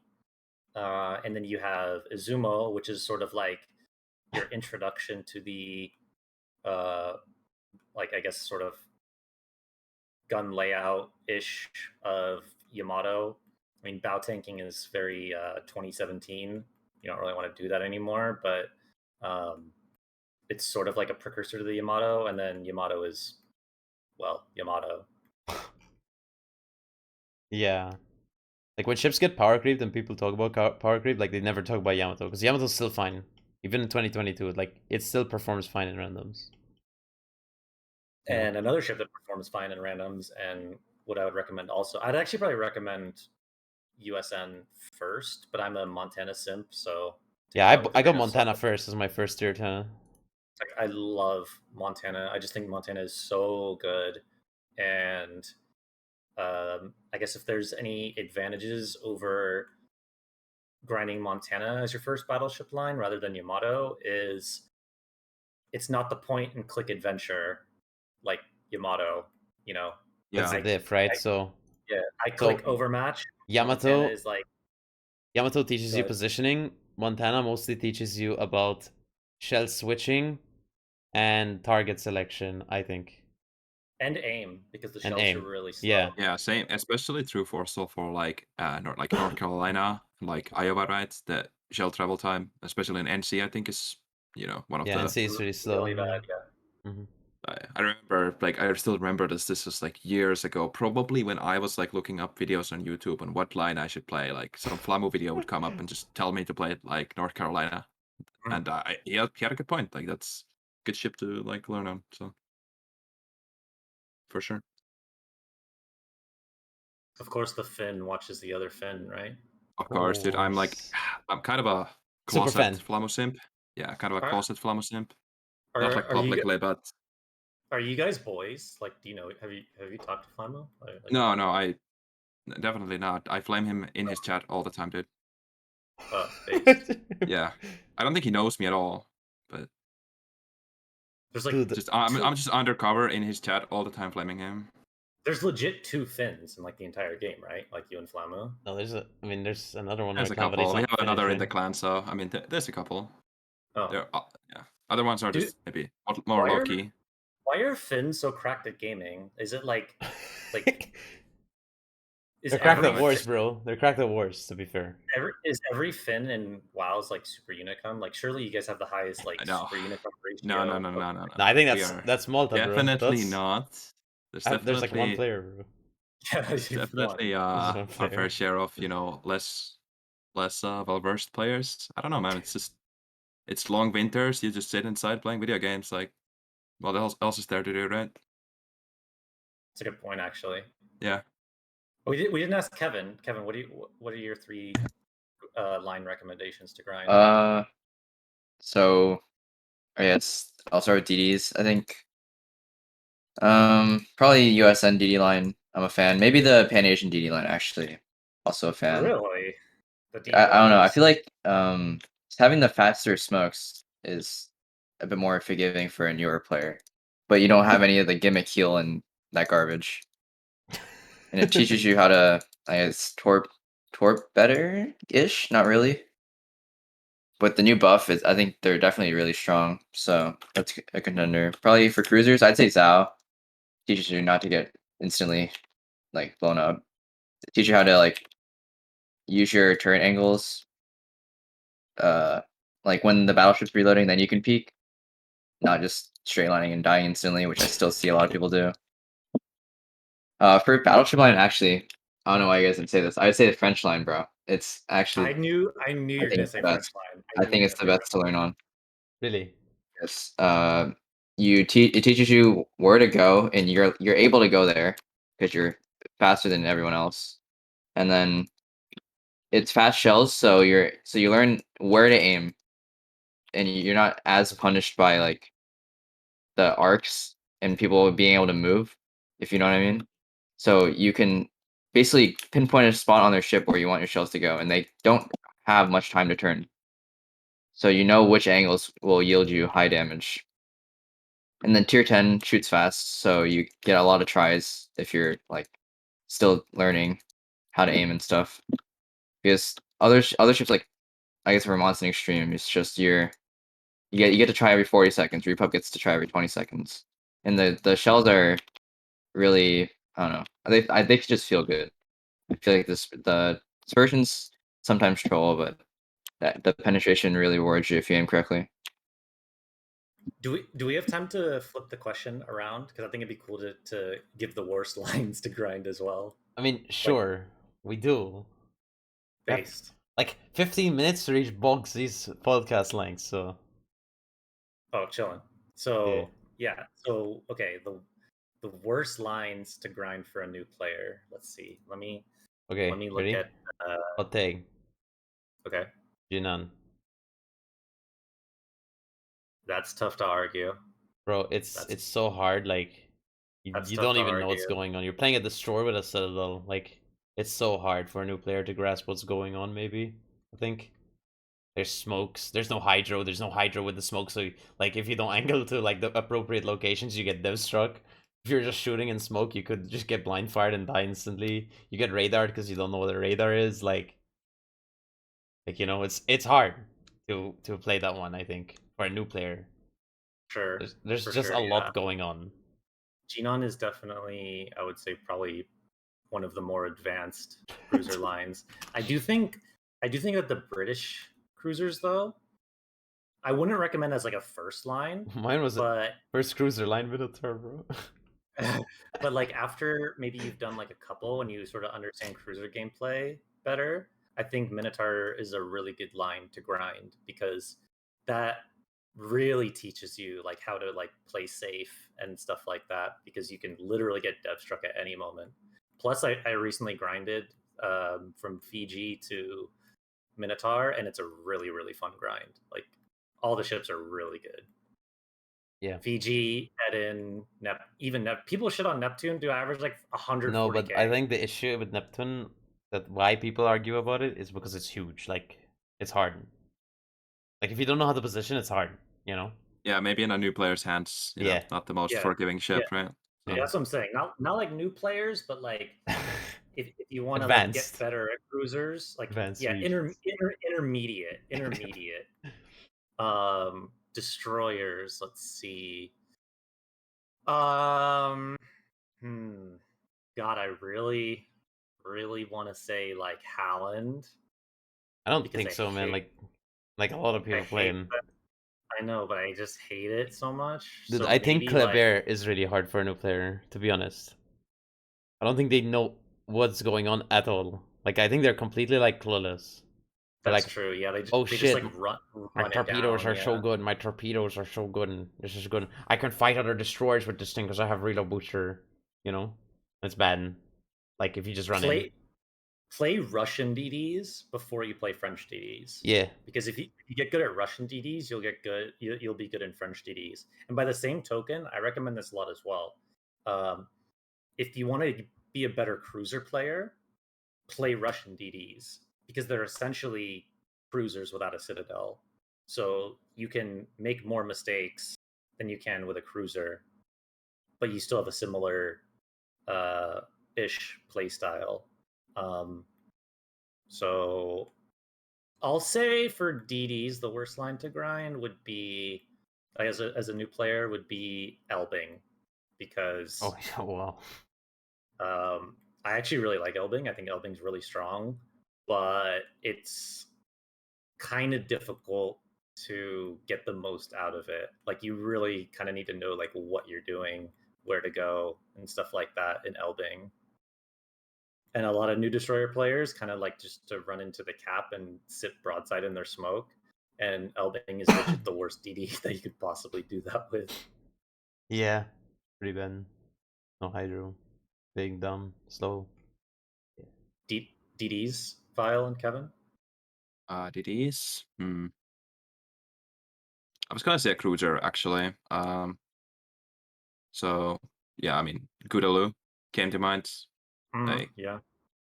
how are you supposed to, like, I don't know how to airstrike things when you're learning, like, the basics of the game as well? Like, I feel like you'll just get so confused. Yeah, there's a lot going on as well. Yeah, Yeah. I don't know. That's And you can't definitely even deal not with subs at all. Also, like it's just hard. I think. You might just, like, I don't know, quit the game if you start with that line. So Yeah. it is. I don't know, man. I mean, honestly, is there even a really bad choice? Like, It's not just bad. It's like when you're a new player, like things can be. Oh, like Regalo could be really hard for a yeah, new I was gonna player. say Regolo is, Yeah. maybe one of these more gimmicky lines again, Yeah. like kind of weird ship, weird And, ships. So and keep in mind, except for Genon, like these are all good ships we're talking about. Oh yeah. We're just saying ships that are not. They're hard for new players, like completely new players. They don't even know what's going on. Like they're hard. Yeah. They're hard lines as well. Like the lines are. For cruiser, I kind of have an interesting one. You guys might disagree with me, but I'm gonna say the Petro line, and that's because I think it will just teach you horrible fucking habits if that's your first cruiser line. Like you're gonna think, oh yeah, I could just go bow in and tank everything.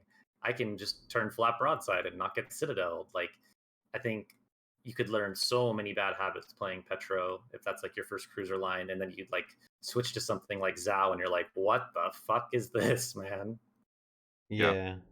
For sure. That's the thing about playing Petro. It's like it's not like any cruiser line. So when you like when I say like to people, like for me it's like people like, do you want to play Des Moines or like a Petro type? Because it's like Petro type is completely different from every other cruiser in the game, like almost. Except maybe not Napoli, but some people just want to play like big dumb slow ships and they don't care about. Just play a battleship. Like, Yeah, hello. like you know, they're like, what cruiser though? You know, I contact. You know. Battleship is tough. There's a number of ships that I would say are bad for new players because they'll teach you bad habits. I can think of one. Yeah. I feel like I know which one. Go ahead. I mean, the Royal Navy. I was That gonna was say one of the ones I was yeah. gonna say Saint Vincent Like, instead of Conqueror. It's like Conqueror's kind of it's closer to a real battleship than Saint Vincent is, because Saint Vincent has worse armor and it has speed boost, so you go really fast, like 40 knots. That's not like battleships really. yeah, but if you know that if you like you tell like this is what a battleship is to a new player, they're just gonna shoot HE for the rest of their lives on every ship, like Yeah. potentially. Yeah. So Yeah. Yeah, I think Conqueror is definitely one of the ones that I would pick. But for choosing a different one, I would say I'll actually say both German battleships. Well, there's fucking 3 now, but I guess Preußen and Schlieffen are the tech trees. Schlieffen because it's brain dead and you can just like run it down and It's so still dumb. like do a bunch of damage. So I think that'll just teach you absolutely horrible habits because it's such a brain dead easy ship to play. And I mean, I want to say GK, but since it's a premium, I'll just say Preußen because I feel like a new player is going to see, haha, German BB, haha, secondaries, and go full secondary spec and get one healed and go on the forums and complain that HE spam is broken. Where if you like get good at other battleship lines and you do want to do like the whole like German brawling thing, you actually have a background of like what you can and can't do in order to, you know, not be one healed with 40k damage. yeah. On the flip side, though, like German BBs, they if you're lucky, they might teach you that pressing W and running in like an ape will get you killed a lot of the time. So True. you know, Yes, this is but true. the scenario you described where they end up on the forums instead, that's also likely. So it's kind of a You 50-50 there. you also don't get citadel, so more bad habits. At least in Preußen, you don't get citadel. So be like, haha, I go broadside, and then you play like Montana, and you're like, oh my god, I just got 60k. Fuck, what did I do? And then God, there's a lot of like battleship lines I wouldn't recommend for new players. I guess the last one would be Colombo. I think Colombo is really strong, even though people are on heavy copium and think it's bad for some reason.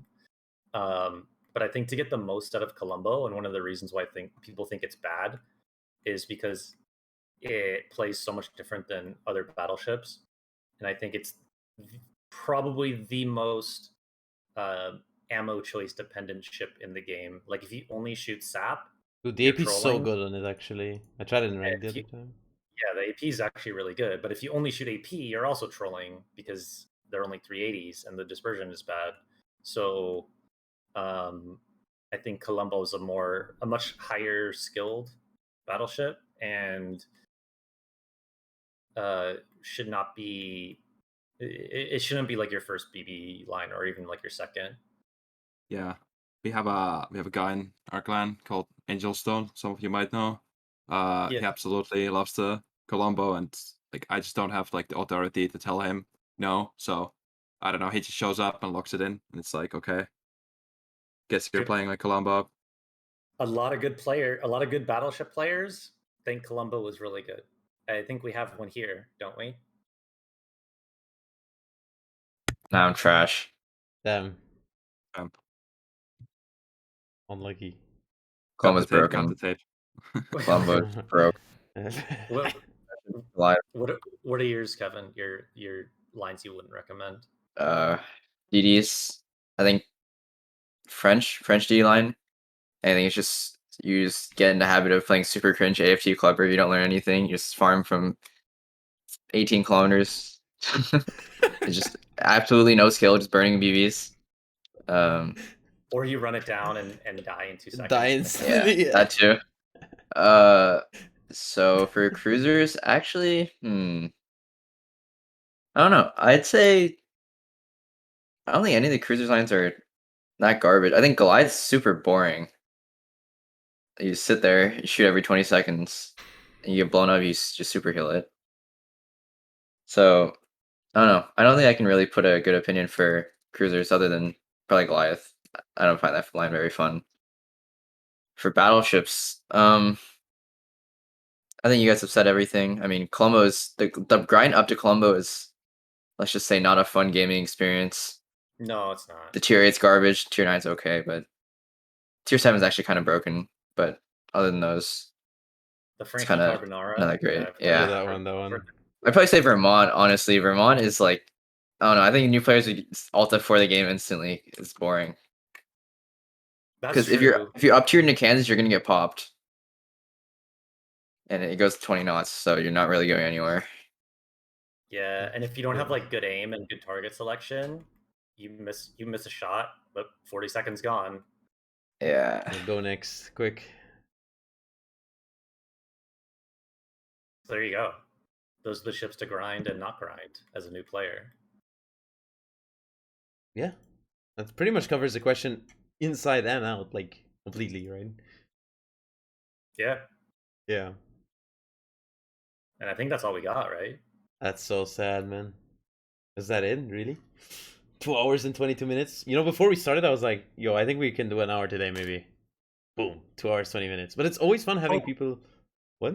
Boom.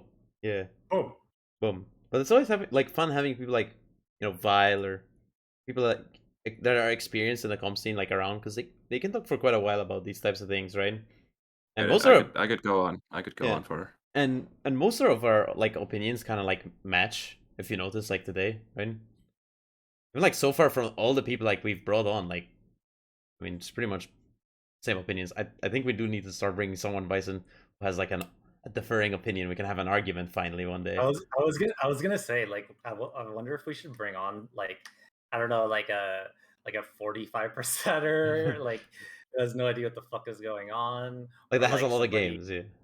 like, or like a CV apologist, and like actually talk to them about why they think CVs are like okay or something. But like, I don't know these people, so if you Yeah, guys that's have, a diff. So we need someone to like hook us up in a way, I would say. Yeah, if you guys know any like degenerate like CV apologists, like, let us know and maybe we'll bring them on. So for one more question, actually, because there was one question, Okay. it's really short and super easy. Are you going to keep uploading these podcasts on Spotify and iTunes? So actually, so Bison has to do that, by the way. He hasn't uploaded episode 2 yet. I did. There's an issue. There's an incident, but yeah, There's a LAN incident. I'm gonna upload episode 3 and then this one as well. So yeah, don't worry. So those are gonna be posted. Apart from that, I think so. This pretty much concludes episode 4, right? Pretty awesome. Thank you, Vile, for coming. Yeah, no problem. Make sure to tune into the King of the Sea tournament coming up in well, whenever this is posted, probably pretty soon. So it's posted today, hopefully. So King of the Seas, like the dates are like, I think you start playing on the 15th because you're like in group stage straight away, right? No, we start already from the beginning. I think it's 8th. Oh, you start from the 8th, like qualies as well? Yeah. Oh, okay. So make sure to tune in on Twitch.television. You stream or anything, Vile? Nah, I don't. I just shit post in Discord. That's it. You should stream, man. You're good. You got a nice voice.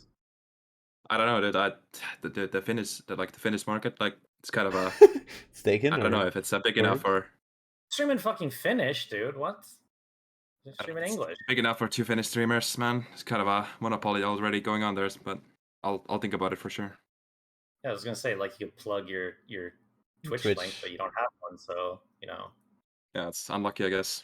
Damn. Well, you can catch Vile on King of the Sea at World of Warships official probably in like next month, I guess. Or find him shit posting on my Discord. Does he shit Yeah. post in your Discord? No, I Nah, think not he's like really. comes in for giveaways maybe. Yeah. Okay. It's kind of tame on Malta's Discord. It's like, nah, I don't know. Yeah, mine's he's a bit Not more enough geared. sauce, you know? Mine's a bit more geared towards Wild. shit posting. Because yours is like a clan Discord, so it kind of makes sense. It is kind of a clan Discord. I mean, It's a mix of both. it wasn't a clan Discord to start out with. I mean, there are some people like obviously in the clan, but like there's like a lot of the people that post aren't actually in the clan. No, like yeah. it's basically I sort of viewed like my Discord as like the fucking The hub. the like just shit posting version of like a KOTS Discord because there's like a lot of people from like 07, Penta, like obviously like Rain and stuff that I'll post in there. So yeah, it's fun times. Yeah, so that pretty much concludes episode 4 for the World of Warships Experience podcast. The number 1, by the way, World of Warships podcast currently. We can say that. I think we've claimed the title of number 1.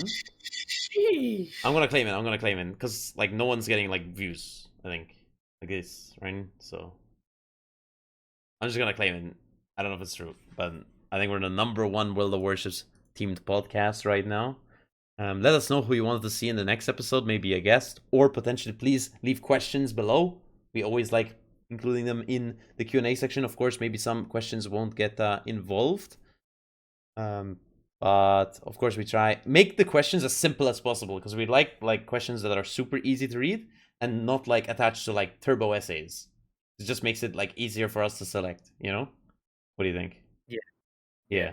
So like I remember like Bison was in the selection process. He's like, yo, this is a good question, but he has like 5 essays written about it. So we can't really answer like 6 questions, you know? So if you can, like, leave one easy question, and we'll talk about it in the next episode, of course, maybe 2 weeks from now.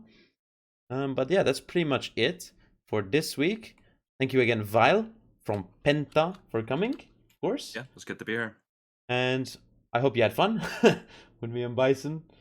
Yeah, for sure. But yeah, we'll see you in the next episode, guys. So, fan and goodbye. Love you guys.